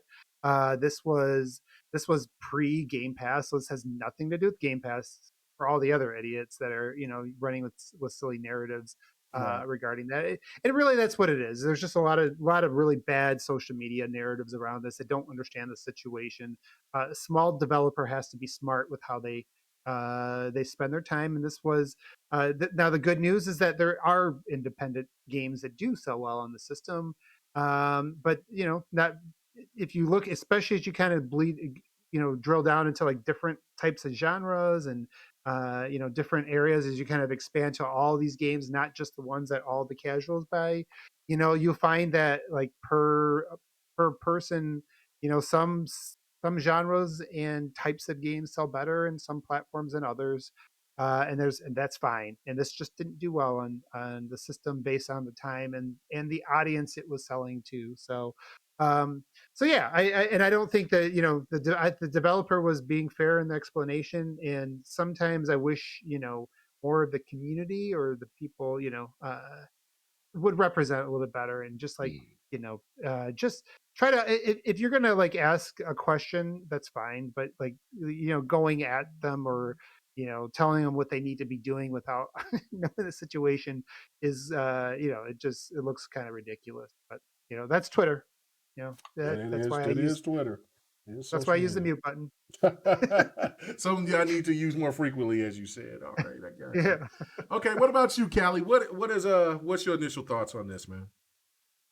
Honestly, my first initial thoughts were like, I mean, I get that they said that there wasn't enough support for the game on Xbox. Mhm. At the very same time, if the game's already on Xbox, I don't see why they couldn't just like add the DLC to the console if the game's already on there.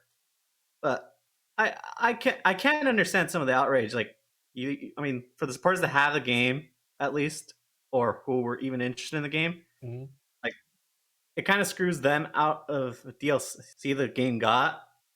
But at the same time, like the developers are independent, so like they don't really have the manpower to make another make the other version, and they don't really have the money for it too. So like that's why they would skip. So I'd cut them some slack for being independent. Like if this was a big publisher, I wouldn't understand it at all. But like I don't know, like I feel like I can still understand the outrage, like but that's just me. Like I actually thought the game was cool, so like I just probably think that this was just one of the games that probably like people just missed when it came to being on the Xbox side. Because like there are tons of games that are out there that are unfortunately like just looked over.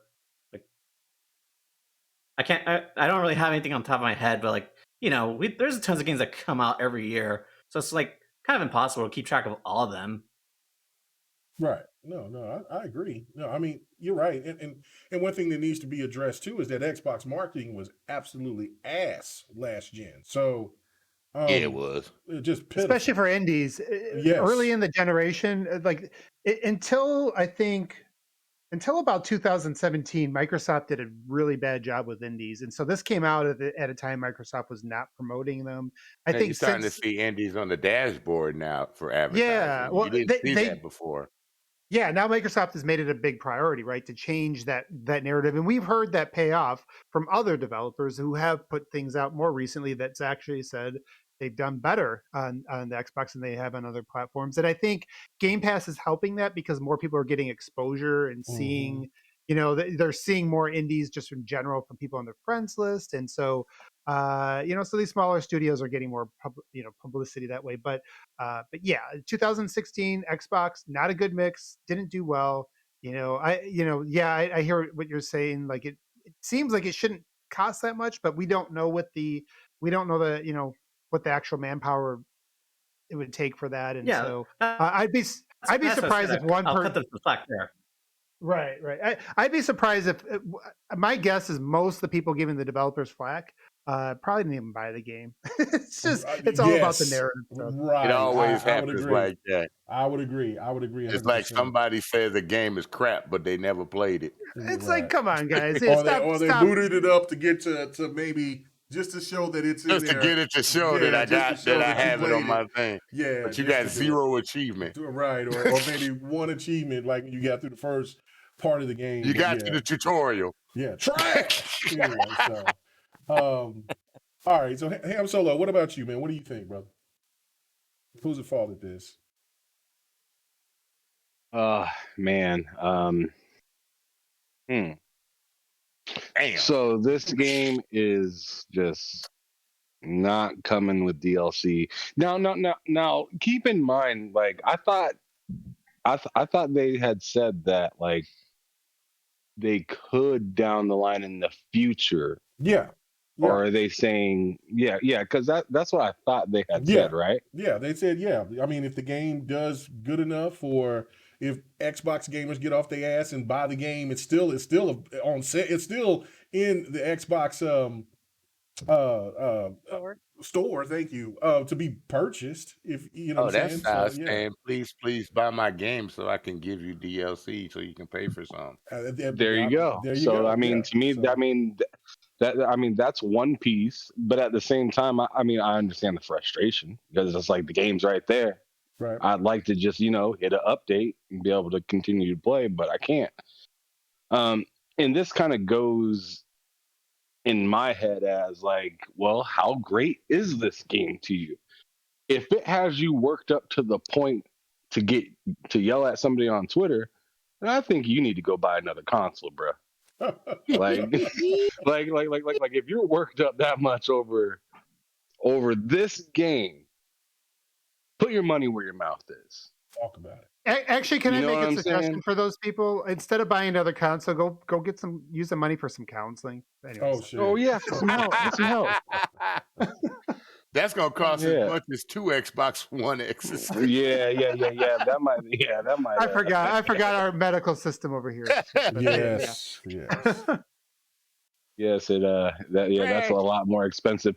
I mean that's the other option that you could give them, and hopefully they choose the right one. You know, like I mean, you can either get this prescription of a PlayStation, or you can go on ahead and go to the ER. You know what I'm saying? But that's what it kind of comes down to. Sorry, dude. That was funny. That was so funny, dude. I'll get you some electroshock treatment. Ham shows violence tonight, I see. You know what I'm saying? I didn't get a chance to catch his podcast earlier today, so it sounds like he chose violence today. I don't know what happened. Oh yeah. It's been a wild day, but I got a right to be violent. You know, I mean, if people are going to be violent, you know, on a keyboard, then I mean, I could at least speak up for those that are getting, you know, all that aggression. I can do better than the keyboard. I can tell you what I feel. Exactly. I let you know. You know. Record the voice and replay it. Send it out. Signed, sealed, delivered. But I'm not sure. But yeah. Go ahead. Yeah. I mean, if you really love it, I mean, I know that. Like for me, like I started to see, you know, because I skipped the PS3 and PS4 generation because I was all in on Xbox, and that kind of hurt for the Xbox One generation, other than third party, because I really enjoyed my third party games too. So I mean, I ain't gonna say I didn't have nothing to play, but I just wasn't playing first party games. You know what I mean? So when the PS5 was advertising their stuff, and then, you know, they got what they got. You know, if I want to play it, I'm going to buy it, and if I ain't getting it over here, then I'm gonna find somewhere to get it. So I mean, like I don't know what to tell you, bruh. Like, I know it costs extra money, but also think you got a whole nother catalog now of games. I'm just saying, like, people want to be tied down to one console or something like that. Like, obviously, the game has changed, and one console just isn't exactly enough anymore. And if you got the audacity to yell at developers, then you should have some money in your wallet to be able to do so. Don't talk to trash if you can't pay the cash. I got you. There I you got go. you 100%. Oh, I like that one. Yeah. That was good. I agree 100%. Like, I think people acting foolish like that, it doesn't make sense. I get it. We're passionate. I don't like it either. I want to have the opportunity to have the DLC on the game, but I can speak for that because I bought the game. You deserve the DLC. Right, but this is also the situation as well. I also know how bad how bad everything was in 2016 for Xbox. I mean, one of my favorite games came out in 2016. Quantum Break, Halo 5. You know what I'm saying? Came out, in that time, 2015, 2016.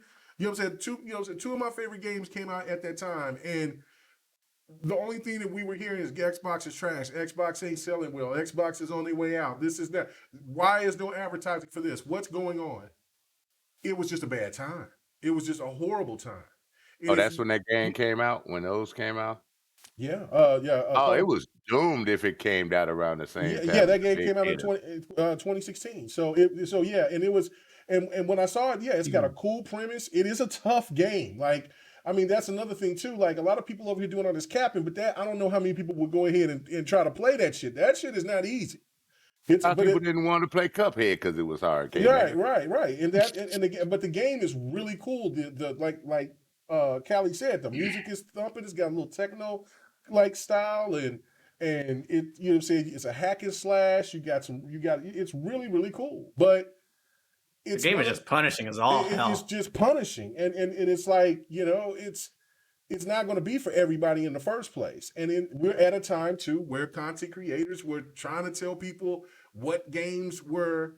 You had content creators that at the time that were at pro Xbox that were telling gamers that certain games weren't good for you, and these games were the only games that was good for you. And then when people would say, "Hey man, what about this game?" "Oh man, nobody ain't worried about the indie trash." So there was a lot of things out there that helped propel this situation to the way that it is. And you can't be bitching about it now if you weren't one of the people that paid for the game. Now, granted, if you are one of the people that paid, because I've seen people that were in the comments that were saying, "Look, I paid for the game. I feel I'm not going to pay for anything else. I'm not going to pay for anything else. I'm not buying anything." Why do you take it to that extreme? It's, you know what I'm saying? Look, I mean, you don't know what this person is doing. You don't know what it's going through. And not every developer that says, "Look, man, the money is funny on this situation, and I'm only going here because I want to try to, I'm trying to pay my bills just like everybody else is." You got to hold them accountable. See, this is the one thing about it that bothers me when it comes to society talking to certain people a certain way. Because if the roles were reversed, if people were jumping on these other people's ass at their job like they jump on these developers, do these people have the sterner stuff to still take it? Or would they quit?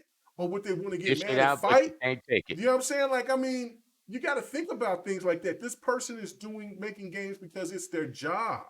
It's maybe a passion, but it's still a job. It's, you know what I'm saying? They might be wanting to do some other shit, but for the most part, it's a job for them, and they are trying to do the best that they possibly can. Some things are bad, some things don't go as planned, but at the end of the day, what you have is an opportunity to talk to these people, and you can still say how you frustrated about it without going all out and saying that your shit sucks and that, calling names and all I'm not going to support it. Well, what you going to do? Then they'll look at the PlayStation and Nintendo and say, "Hey, they might go to them first when they come with their new project." You see what I'm saying? So then you asked out because then you hurt everybody else because of your anger at the moment at this time. Just, if it doesn't happen, it just doesn't happen. And it's unfortunate, but chill out, people. Just chill out. That's all I'm saying. That I don't know. Hey, K Mega, some of these fools out here yelling and screaming right now are the same fools that be talking about they got all the consoles, they got everything. Right. That's a fact. Like, bruh, the game ain't $80. The game ain't $70. Yeah. As a matter of It's fact, I like need to. $20. Are you just looking it up? I think it is about that. How much is $20. Fury the video game? And Yeah, you could have 20 got it. bucks.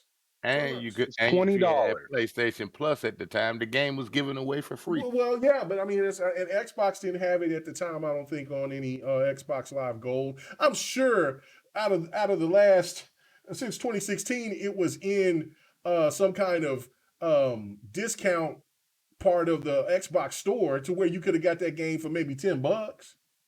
I think they wanted Microsoft to throw that game in Game Pass, and Microsoft's probably said no. Well, the game is too old. I mean, Well, anyway, they don't. yeah. Microsoft does not have a problem with throwing old games in Game Pass. I, mean, Dude. I Yeah, got. they don't go that old anymore though. Yeah. For indies, actually, because I did something for Xbox Era last year regarding like the time from release that these games are hitting Game Pass, and the percentage of games that are, especially from independent studios, that are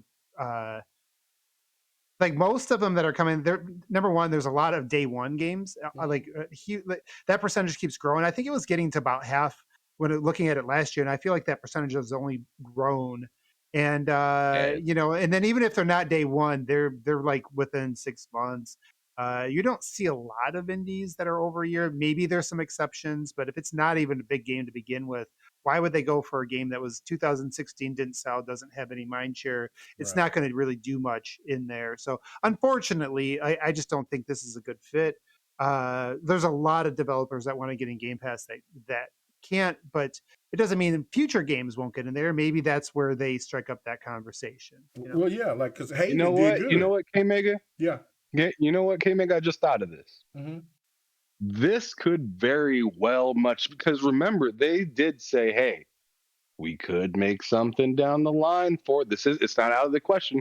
This could be a signal to Game Pass. Completely just a signal saying, hey, we're over here and we didn't do good last time, but if you throw us in Game Pass, get us some of that money, we'll slide you that DLC. You know what I'm saying? We'll keep it in there for about 3 or 4 months for you. Then we'll take it out, and if people like it, they'll buy it from us. Well, Haven was their last game, and it was in Game Pass, and it did well. Yeah. Yeah. So there you go. No excuse. I mean, yeah. So right. I mean, yeah. So that's what I'm saying. Like, I mean, it just didn't meet the threshold of getting a Fury not making it in there, and that's nobody's fault but Xbox gamers for not supporting the game. I mean, I was telling people about that game. Shit, on next before we even started GRG, I was telling people on next podcast and on BTST about Fury. The only problem I have with this is that it sets a bad precedent for other indie developers and whatnot, because it's almost like like we're playing cards now instead of just working together like we should. Right. No, I totally playing agree. cards, and it's kind of weird. Yeah, but if you notice, Microsoft is actually, I mean, they don't put them on Game Pass, but they're actually advertising more indies than ever before. Yeah, and honestly, I don't think precedent matters right now. Like, especially with independent developers, like these guys, they all have very different views of the industry, what's good for them, what they think about subscriptions, what platform. It's interesting. Like, you can go from one independent developer to another. One will be like, oh yeah, that's Xbox is a great platform. They support the indies, they promote them. We do better over there. And I'm more or less saying precedent for the consumer, not for the not for the companies. I'm saying for the consumer to sit there and be like, wow, well, shoot, I wonder what game's going to be like that next. Right. That's why I feel like consumers think that deeply. Yeah. I don't think anybody. I think what consumers, it's like if they see something that attracts them, they'll consider purchasing it. Or Twitter just kind of confirmed that that's wrong, though, because people are tripping. Yeah. So Well, there are That's people out that's there Twitter that though. That's feel like that's this. That's not real life. I mean, yes, no, it is that's not Twitter, real and yes, life. I understand it's not a real place, but But I'm it's not just real saying, life. like, sure, I just said that. It's not a real place. It's not real life. It's not real whatever. But I'm just saying, like, we're saying that, hey, that's not setting a bad precedent. But at the same time, we got people mad about it. So there No, is a precedent set. They're mad to be I think mad. yeah, I think Twitter narratives literally like stuff like that is just part of this. It's like a sport people play. They pretend like they're mad to do engagement or whatever. It has like it has absolutely like this has 0.000. I don't know where you're going to find the one in there. Impact on the industry as a whole, on indies, or and what anybody will do next. I feel like those little things are just. It's just people will latch on whatever they can, especially during a slow time for news. But we just did agree that it's not great for the person that paid for it and that's excited for something like this, and then they figure out that they don't get it. So now are we saying that precedent is moved at all because of a few people? I mean, because that's how riots start, right? A couple people get mad, a few more people get mad, and then a lot of people get mad.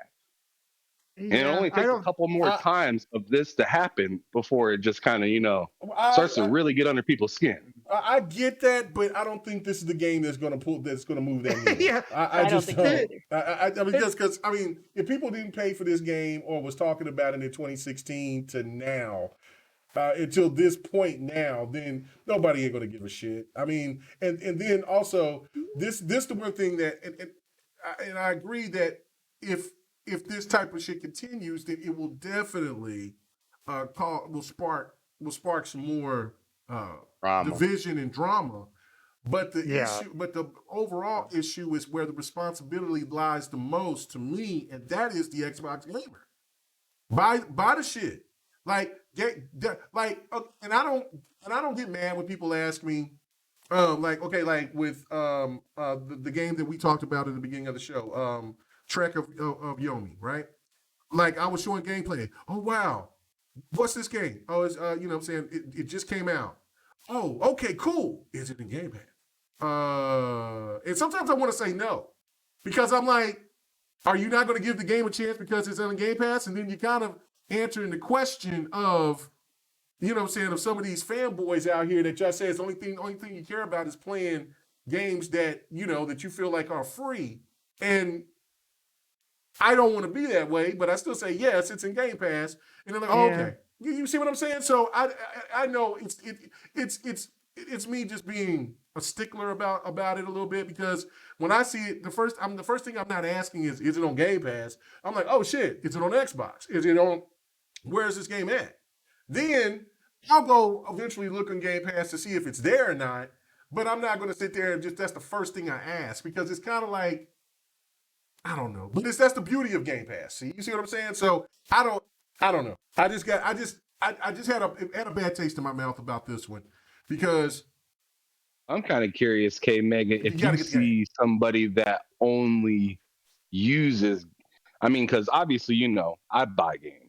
Right. But if I were to be somebody that never bought games, only use Game Pass, I'm wondering if that person really exists. Oh, I think there's because people they out there say like their that. Game Pass users buy like more games than. Hey, K-Mega, can I say the unpopular thing here? And what else? I said, if you only want to buy what's on or if you only want to play what's on Game Pass, you do you. You don't owe any corporation. No, you know what? You don't. These corporations get all the tax breaks, all the everything. You're right. You're right. It's like we're out here. You know what? This is where consumers have power, and it's up for the industries to figure the rest out. And I'm sorry, like I do, like, you know, we get to talk to other developers, and I do root for them to have success in whatever way they can. But Mhm. nothing's guaranteed regardless. And I'm not going to be able to go out and save all these developers by buying every game anyway. And it's not my job to do that. It's my job to do what's best for me. And that's kind of what I would just say to the audience. Like these Twitter narratives about, oh, you ain't buying the, like, who cares, man? Like that, do what's good for you. It's up You're for right. the industry to adjust. And you know what? We've already seen plenty of games that sold 7 million copies. Well, we just saw that with Tomb Raider, right? Like they were, Square wasn't sure if they wanted to make that game anymore.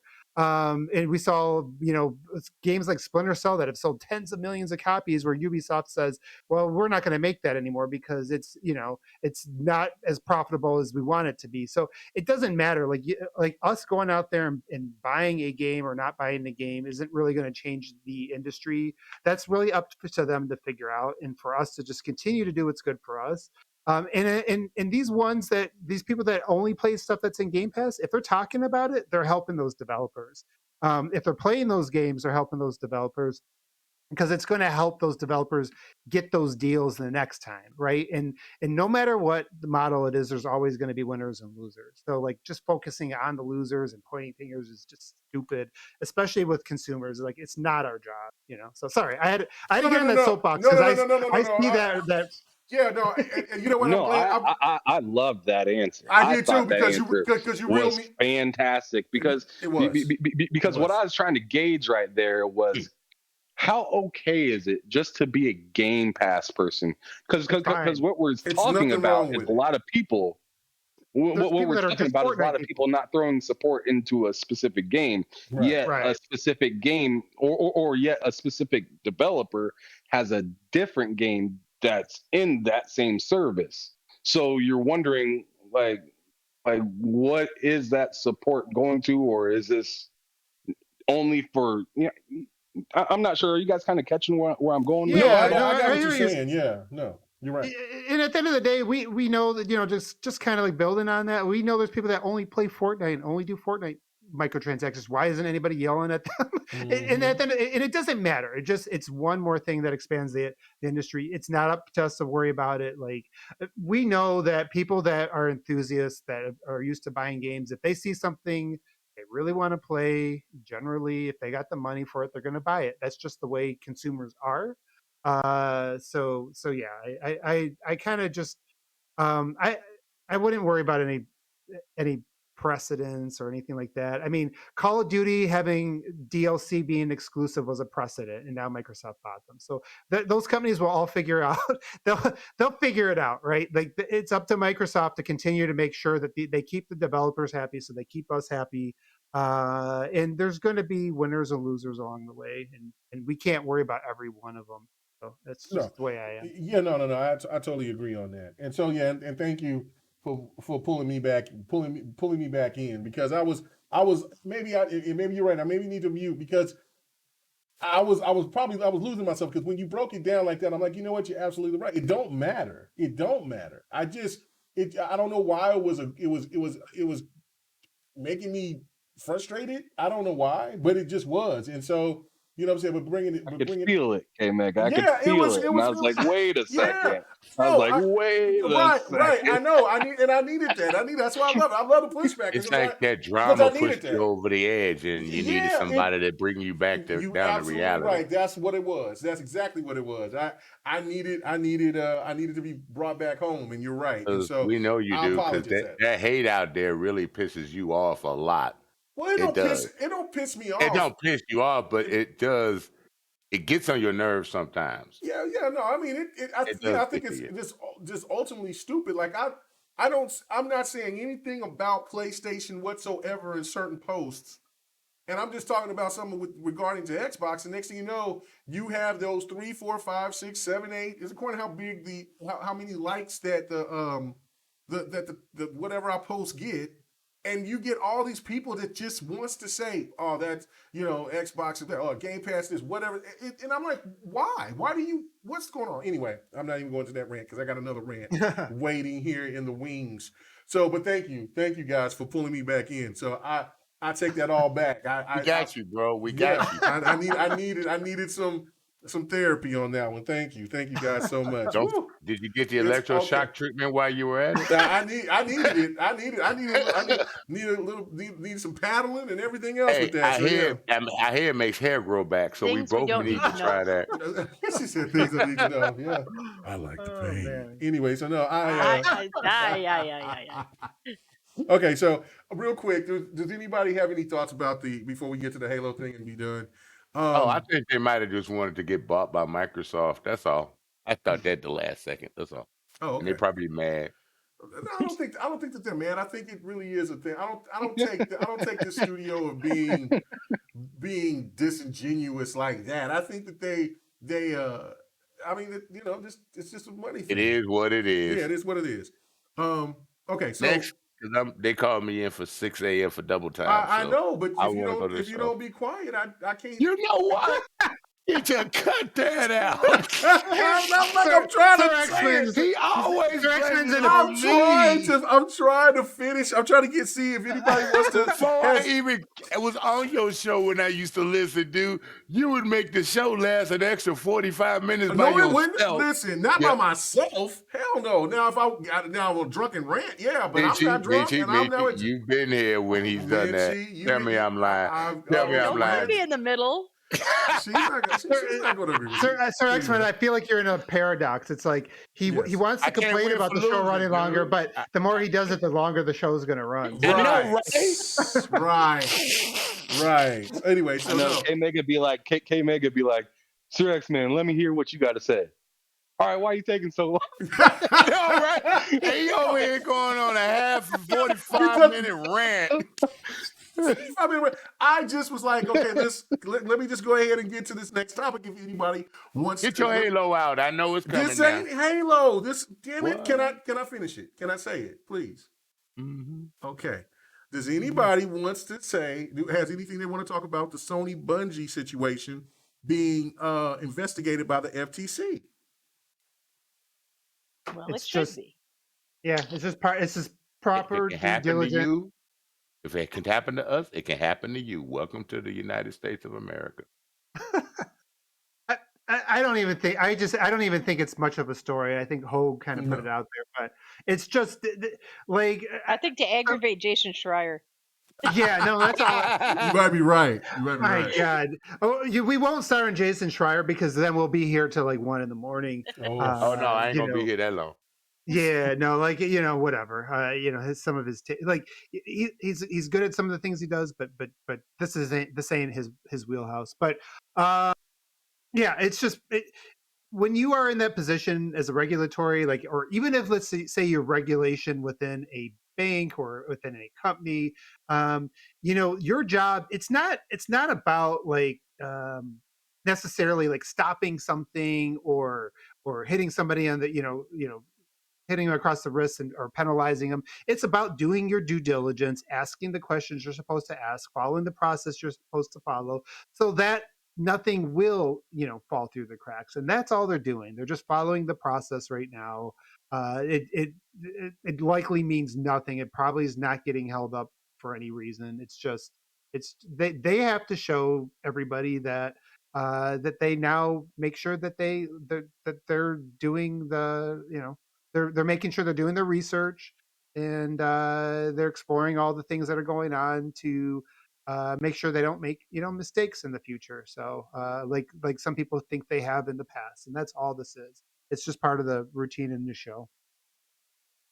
Anybody else? I think you nailed it on the head. What'd you say, Callie? I think you nailed it on the head. Yeah, he did. All right. Okay, let's get to it. Last topic, Halo. Oh God, now I can go to sleep because this is another hour.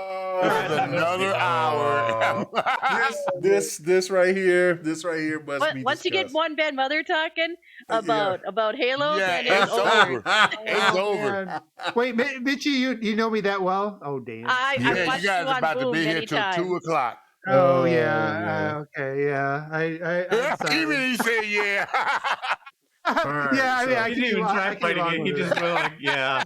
I'm trying to think of the short version just to make us X-Men. There is no Oh. short version with you. 20 minutes would be short for him. Okay, so here we go. I'm gonna start off with the people I know that don't really play Halo like that. So I'm gonna go with Sir X-Man.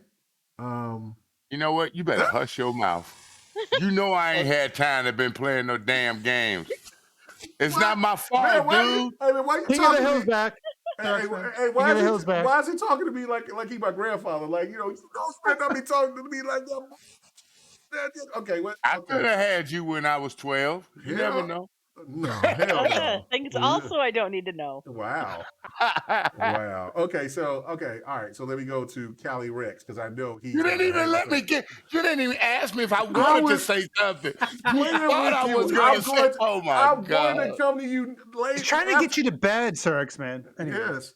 But no, I'm going to come back to you. I'm Oh Also, just I giving you don't a need man, to hard. know that. I'm giving you a hard time. I'm coming right back to you. But I know Callie Sometimes doesn't I'm play not the game. sure with you, dude. I really am not sure with you sometimes. Okay, so when I joke with you, then you don't even now you want to sit there and complain. He ain't got no sense of humor now either. Look at him. Oh my god. Anyway, oh my god. Nah, it Okay. looks good. I can't wait to play it, and it's gonna be even better now that I got a Series X. So He's gonna play a lot I'm better too. I'm He's just gonna play glad. damn good. I'm just glad Mm-hmm. that they got King of the Hill, and I can create it for a custom match with my friends. That's what I'm looking forward to because I love King of the Hill, Okay, so what do and you I think? Oh, okay. I'm I sorry. I thought you were I done. think no, I think they were. I think it's good for what they gave us, but like I said yesterday on your show, I think they can do better than this. Mm. That's all. There needed to be more. There Mhm. really needed to be more for 6 months. I agree. So that's pretty much where I feel on that, and hopefully more people agree with what I say. It's a Okay. start. That's It's a all I can start. say. It's a start. It's a long start, but it's a start. Now I'm finished, K-Maker. I'm done. That's what you were waiting for me to say. I'm done. I Like I was used to do. not saying. Well, I was going to give you your time. I was going to jump to Nah, Callie go because ahead, Kelly the bro. man. Y'all But all good, because right, I'm all gonna be right. going to sleep in a minute. I'll listen to the show while I'm asleep. Oh, I can't How listen you to it. you can't listen to the show? We recorded anyway. We're not even live. So okay, so yeah, we ain't doing it live right now. So Callie, what do you only question I should just ask you because I know you're not a Halo fan. Is season 2 content enough to sustain for 6 months? Not for me. Because I play Halo with my friends, like my real life friends, right? Mm-hmm. So when we play, we kind of play like for like a week, and if we get bored of a game, we'll move on. And like if a game doesn't have enough content to keep us playing, we will not stick to it. And that applies to me too. So right now, I don't think that content is going to be enough to hold people for that long. Maybe for a few days, but like for the hardcore, maybe like it'll please them. But I know I see a lot of Halo people, especially like Halo content creators, are not very happy with this release. But I don't know. I mean, like it's a start, and that's what they needed. But it's just like it's not really exactly the right start to like release content. But it's a foot in the right direction.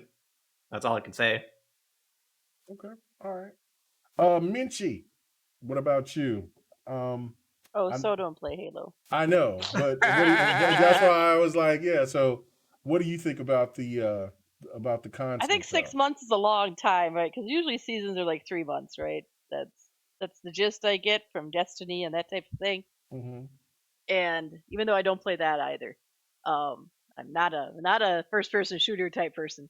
No, I'm just fodder. That's what I am. Mm-hmm. And so no, I don't think there's enough. I think eventually when Forge comes out, then that'll help. But until then, no. All All you're right. getting out of me for that. Okay. Okay. All right. Okay. Ham Solo. What do you think, man?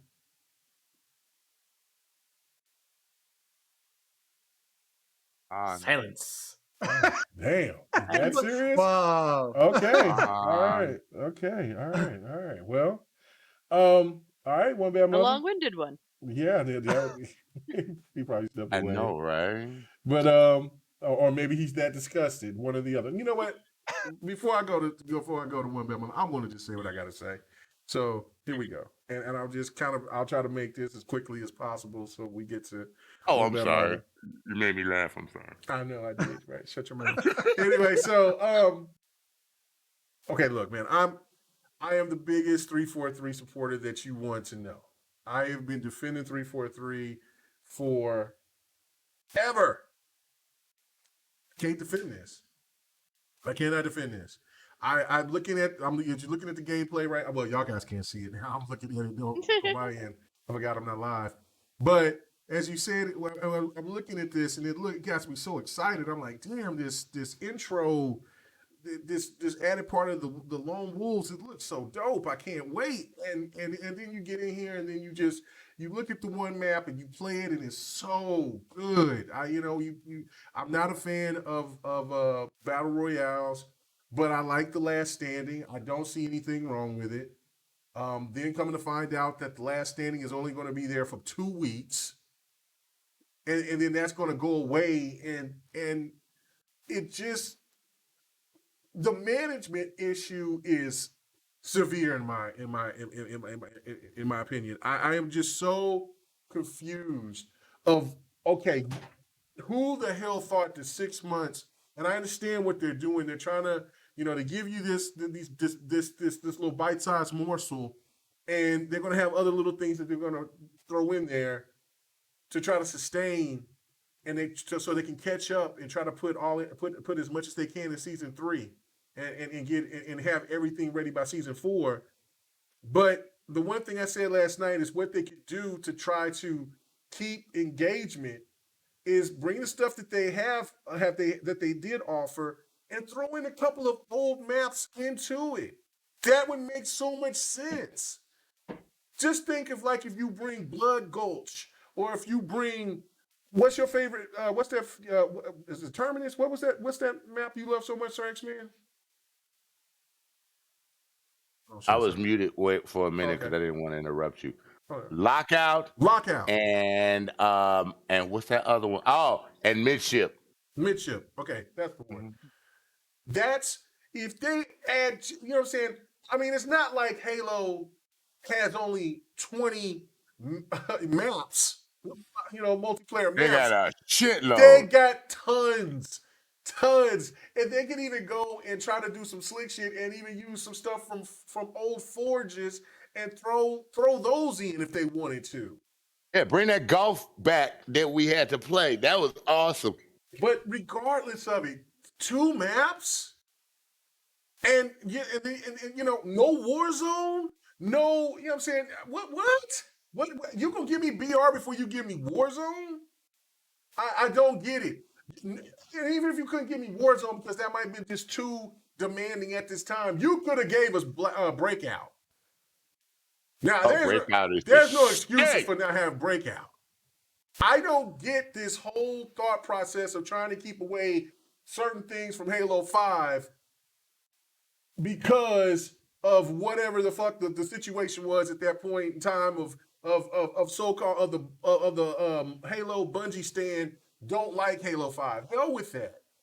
Stick with your vision because the situation that you put yourself in by doing this isn't working. And I knew it wasn't going to work. I still feel the game is going to do well, but it's not going. But it's going to suffer until next year, pretty much. I don't know. Some people might say season 3 is going to really kick in. Nah, bro. I don't think it's really going to kick in until next year. So for me, I like I said, I'm a big fan of 343. You can tell when they put their love behind their work. When you play these games, you know that it feels good. But management is just out of there. So I don't know. One bad mother. What do you think? Ham Solo, did you ever forgot come back? to say something you said yesterday about this situation.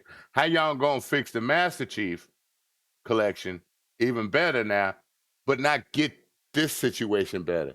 And we said you should get that team over there to work on the Halo Infinite thing. They'll get it out faster.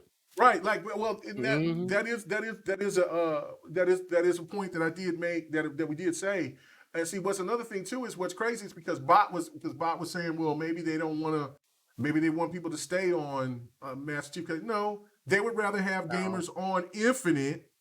So it doesn't matter if they bring those bring those older maps. That will bring the people to the yard. That will bring people to the damn game. You bring those older maps, and if you got 6 months, then you can bring a map every month. Yeah, because we said people on PC are playing Master Chief more than they're playing Halo 5 and Halo 4. I mean, Halo Infinite. Yeah, well, and They are. they could be. I don't know what it looks. That's from Steam numbers, but we don't know how many people are playing on Xbox. But I know that there's more It's people. cross-play now, so you can do both. You can play with Steam players. No, I know that, but what I'm saying is that we don't know how many players are on the Master Chief Collection on Xbox. We know that there's a lot of people playing Infinite still on Xbox, but because a lot of people are getting their information from Steam. But regardless, to me, it is. I just don't understand. There's no excuse for this. There is no excuse at this point now. I'm not at Don's level yet, but I am. I'm almost pissed. I'm almost at DEF CON. I'm almost at DEF CON. Like you guys, you know what I'm saying? If it wasn't for the fact that it was free to play, Lord have mercy. I don't know. People would be pissed. One bad mother. Come on, man. Talk to me, man. What do you think? You think I'm wrong? You think I'm where you at, man? Where you at? Now I mean it's well. First of all, I feel like like kind of looking at some of the narratives, I feel like people go to like extremes, and I just feel like it's more nuanced, and that's the reason why my takes usually end up so long. But I'll try to think of how to make this condense. And the gist of it is, I got on there, I got back from Cali. I did get a chance to put in 10 hours so far in season 2. And we had you had me at a Halo podcast right before this. And one of the things we talked about there, me and Soul over there was that, we got on there, we played it, and both of our impressions was this feels like less than we thought it was going to be. Yeah. Even knowing what was coming, it did feel like just the delivery and everything of it does feel like not enough. And as somebody that's a Halo fan that still plays, that was playing Infinite, you're leading all the way up into the launch, that hasn't really got off of it. This is good. Is this going to hold me over to Forge? Yeah. I mean, I'm interested in exploring the maps. The maps are really good. The last Spartan Standing mode was a lot of fun. We'll see how long it holds up, but so far I want to continue to go back and play it more. I think there's a lot of potential there once they, start to branch out and try things.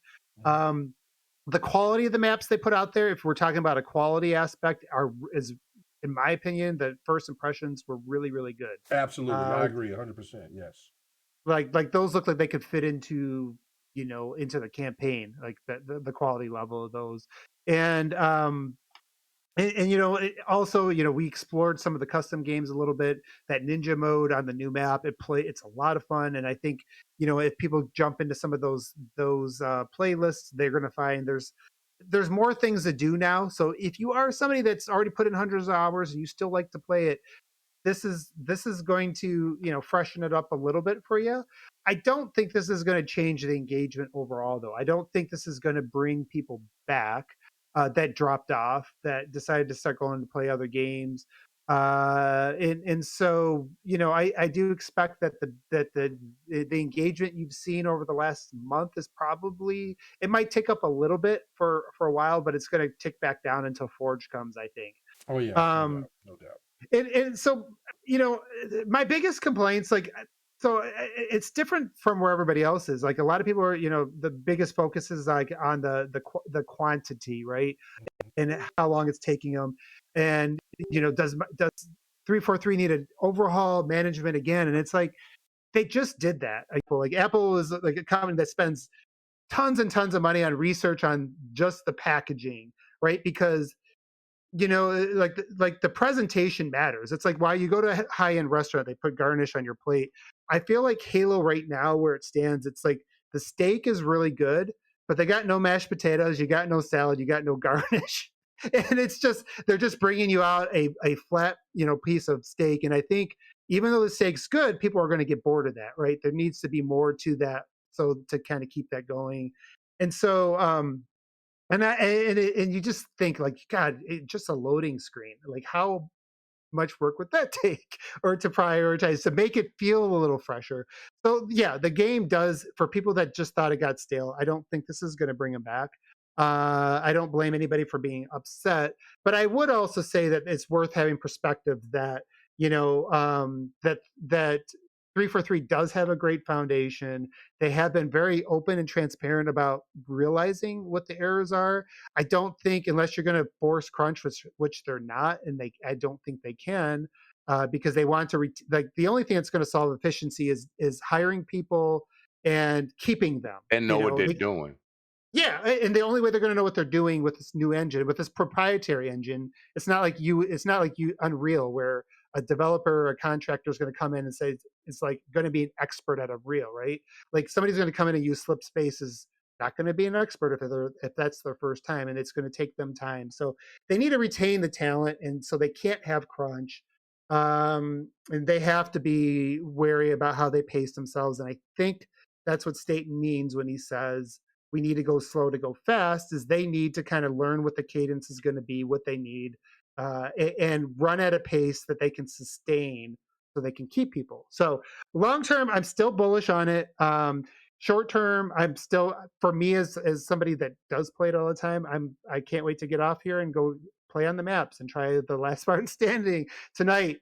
But I don't blame. I don't think people that have dropped off are going to come back, nor do they need to at this point. I would also say, though, for season 2, this isn't all of season 2. There's still stuff that's coming. There's some modes that are coming. The Forge is coming 3 months in, so I think that could open up a lot of those August. classic maps. Yeah, so yeah, 4 months in, so that could open up those classic maps. That's usually what they reserve those for. Like, a lot of in Halo 5, most classic maps were made in Forge, so we can wait and see what people do in the community there. And to answer one thing you did say, K Mega, the Last Spartan Standing is not going to go away in 2 weeks. What's going to happen is what's going to go away is that right now it's just on the new map. In a couple weeks, what's going to happen is it's going to get a regular playlist and be on all the maps. So it'll be interesting to see how it works on Are they going to put fragmentation. Last Spartan Standing in custom match? I don't know. I haven't checked out all the options There's in enough custom. people to play in custom for it. That's for sure. Yeah, so I don't know. Like, I think you can copy it and paste it over into customs, but I How do don't you know. copy and paste that? Somebody yesterday we were playing Forebear, who's also on our podcast. We did a custom game. He went in and copied and pasted the ninja mode, and then we did a custom game with that. So you can. I don't know how it works, but you can. You gotta let me know how you do that, and Yeah, I need to learn how to do know it. too. Yeah, learn Yeah. how to do that. That'd be fun. I'd jump in with you. Yeah, but I guess the gist of it is like, I guess I said the gist of it, but I don't think Halo's dead. I don't think 343 has. I think they've obviously made a lot of mistakes. They have had leadership issues. I don't think we can judge the new leadership today. That's my opinion. Yeah, they still have made a few mistakes since Dayton's taken over. I'll admit that, but but because they are being so uh, quick in responding and open about it, I have confidence that they will get that figured out, because that's the biggest thing with me with leadership is, are you talking to people? Are you do you take ownership of things and then try to fix them as fast as you can, and then eventually there'll be less mistakes over time, because eventually they'll work with the community on that stuff. But I still think that the foundation is so good that, and these maps hit me like, they made such a good first impression. It's like, man, make 10 more of these and let's see what this game really feels like. And I, K Mega, you may be right, and maybe that's next year. I think a lot of it depends on when certain Affinities modes ready. I think that could bring in that could probably be a soft relaunch, along with Forge exiting out of the beta and going more full time and having more robust options and stuff. I think when Forge's is able to do the things we've seen in the videos and stuff that people are showing online. And when certain affinities big mode is out, the game will probably be, and hopefully they work out some of these technical issues in the meantime.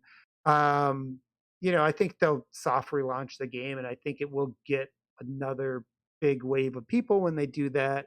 And these games never really die as long as the developers stay with it. And I don't expect Microsoft to ever drop it. So that's it in a nutshell. So thank you for allowing me to give this TED Talk speech on Halo. Back to you, K Mega. Wow. I think you fell asleep. Wake your K-Mega. ass up. Where is K Mega? K Mega. I told you. I think K Mega, did you actually go to sleep? Well, everybody, I guess Sir X-Man, do you want to sign off for the podcast? I love it. Oh wow. All right, Kylie Rex. What K you Mega. doing? What you playing? Where can anybody find you? Hit me. Well, I just been playing some Dying Light 2 as of recently, but yeah. Other than that, just been enjoying life, and you guys can find me at my own channel, Calyrex, and my Twitter handle, Calyrex01, and my backup Twitter handle, Calyrex011. And yeah, that's about it. To have you here, buddy. Han Solo. Give me the breakdown, man. What you been doing? What you been playing? Where can they find you? I love that I had no part of that question at all, but it still lasted like 45 minutes. Like that's So sorry. that's everybody. okay. I guess I'm replacing D for the night. Hey, give us a big hit then real quick on your opinion. We good. I mean, he said pretty much what everybody's thinking. Unless they want to toss some extra shade, and I'm not really there to do that. I don't really. I mean, I really like Halo, but like in the state that it's in right now, I just have too many other games to play, and I'm kind of your average consumer when it comes to Halo. Coming for that quick hit for a minute, then you bounce back. So I completed the last battle pass, and that was a lot of fun. But like the announcement of, there's now like 2 more maps and a game mode that I'm not dying for at all. I'm really just waiting for them to drop. Can y'all hear me? And Forge, and then Can y'all hear me? I'll feel like I was back when Halo 3 dropped, and Halo 4 dropped, and all that stuff. Like it'll feel like a real whole game. Yeah, exactly. It'll feel like a real whole game. But right now, it feels like man, this game is really good. It's really fun. Exactly what My bad. bad mother said. Yeah. One bad mother. I was like, man, bad mother. What? Anyways,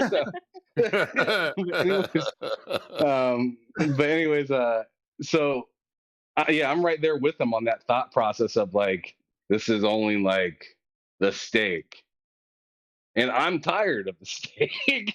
You want the loaded potato? I am that guy.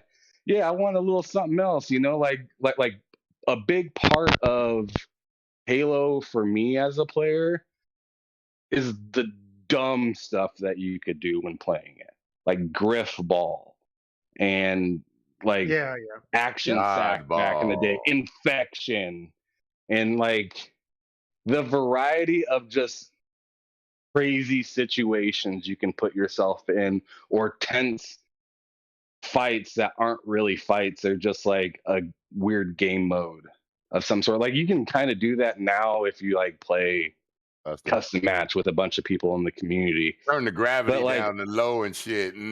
But see, I just wanna hit go online and it does it for me. I don't want to like wait for somebody to make a community night or something like that. And I feel these are like simple modes that you might be able to like toss in, but I'm sure there's a lot of like stability and work that goes into like making this available to like a large public and whatnot. So I get that, but like I said, I mean, I'm not trying to make this super long-winded. Like I said, it's just not enough side things to do in the game. The core is fantastic. I love it. I'll probably go to 100 on this battle pass, but the way I went to 100 in the last battle pass is not going to be the way I would go to 100 in this battle pass. It'll probably be much slower this time around because the hype is way down. Okay, we got you. So now, where can they find you? Oh yeah, and then of course, yeah, you can find me here every Friday. Just a second, sweetie. Yeah, you can find me. She wants a story, so I'm gonna give her one here in just a moment. Oh, you got to take care of the kids, man. You got to. Right. So yeah, you can find me here every Friday on K Mega's podcast. Usually K Mega's here. And then you can also find me every Tuesday, Thursday, and Friday at TSWS Gaming on YouTube. I do a lot of interviews with all different types of people. Next week I got Ash and Luca and that's Huss gonna be fun. Luca coming on. Yeah, that'll be. You better fun. have your receipts ready for Luca. And then later on in the month, I'm not going to announce the day yet, but I'm supposed to be having John Linneman on, and then Jez at some point. So really excited for some stuff that I got cooking up. And then on Twitter, you can find me at HamSolo05 Gaming. Yeah, that's it. Well, hey, you can have me on sometime. That'd be cool. I'd love to. But I book about a month out. Oh, don't sweat. I got and I do it every Tuesday. No rush. Yeah, Tuesday and you Thursday. You got to have your people talk to evening. his. Have your people talk to his people, Sorksman. I get off at 2:30 in the afternoon. So. Oh, okay, that's perfect then. So yeah, so we can do like a 7, 8 o'clock one. Yeah. All right. Miss Michi Dazzler, where can they find you and what have you been playing to enjoy your gaming experience in life? In life, huh? Mm-hmm. Well, I have been playing the Trek to Yumi. I played the prologue. I'll probably continue on. I have been playing I Am Fish. It's a cute little Game Pass game. And you're a fish and you roll around. It's all physics. I'm horrible. It takes me forever to get from one place to another in the stupid fishbowl. Wow, sounds like that Octo game. Yeah. And that's all I've been playing. And because I haven't been working where I've been playing, that's the problem. And you can find me at Mitchie1971 on Xbox and also at Mitchie71 on Twitter. P.S. guys, don't play her in Killer Instinct because she won't leave until she beats you at least once. Which I did beat both of them. My buddy, One Bad. What is Where can they find you? We already heard your opinion on Halo and what you've been playing. Let's go. First of all, I got to thank Mr. K Mega for having me, even though he fell asleep while I was talking. Yeah, you fall asleep on his rants, he gonna kill you. Yeah. But if people want to find me, I am a senior editor over at Xbox Era. Lately, I haven't been putting out as much content because I'm helping work on the OG Xbox, book behind the scenes. So, but you can find me over there. I also am like always popping up on podcasts. So if you want to find me there, just find me on Twitter. I will let you know where I'm at from there. I'm at One Bad Mother at mother_1.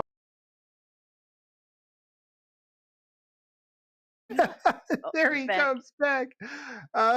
So you can find me there, and also I have a Halo podcast, which generally goes bi-weekly. Right now, it's going weekly while we do the spoiler cast, kind of mixed in with it. So we've been talking about the show on a weekly basis. Mm-hmm. Yeah, and what have I been playing? Obviously, Halo. I got a bunch of indies lined up though. We got Rogue Legacy, Loot River, Citizen, and Trek to Yomi. So hopefully I'll get those all in here in the next couple weeks. But a lot I'm gonna of try good Loot stuff River. coming We'll out. see how that goes. Yeah, I'm hearing good things about that. So a lot of good games out there to be playing. But people can always find me on Halo. So if you're not toxic and you're looking for people to play with, you'll probably find me on there. So hit me up and let me know where you came from. I like that. Straight to the point. Sounded really good. Can't make it put "Oh my God" out there. That's great. Discord. Oh Lord. One. K Mega. K Mega, K Mega. we're gonna Blink raise once. his arm, let it I don't fall know what down. the heck One. that was because he popped in and popped back out. What the Can he heck? not? Can he not? Is his mic not working? Maybe he's having mic It issues. Oh happened. yeah, it says in the chat. It says his mic went out. Oh, okay. So he didn't go to sleep. Well, K Mega, I am so sorry for accusing you of sleeping Well, on my. I'll do K Mega's closeout. My name is Okay. K Mega. You can find me at K Mega 405 on Twitter, and you can find me at K Mega 405 on Twitch. And you already know that I'm K Mega 405 on YouTube because you're watching me. And we will have fight night on Sunday. Fight night on Sunday. You can find me on the next podcast on Thursday nights around, let's do this right, 7 o'clock Central Time, God's time. If Xbot ain't late. And you can find me right here again on the GRG podcast next week at 8 o'clock Central Time, God's time. And that's it, everyone. And I am Sir X-Man, numerated outro coach for the day. And y'all know where to find God's me. time. Y'all have a good time. And on God's time, baby, Central, baby. You know where to find me. Enjoy yourself. Get your game on. And I don't say pants off, dance off. I say get the smooching and the loving on and have fun. All right.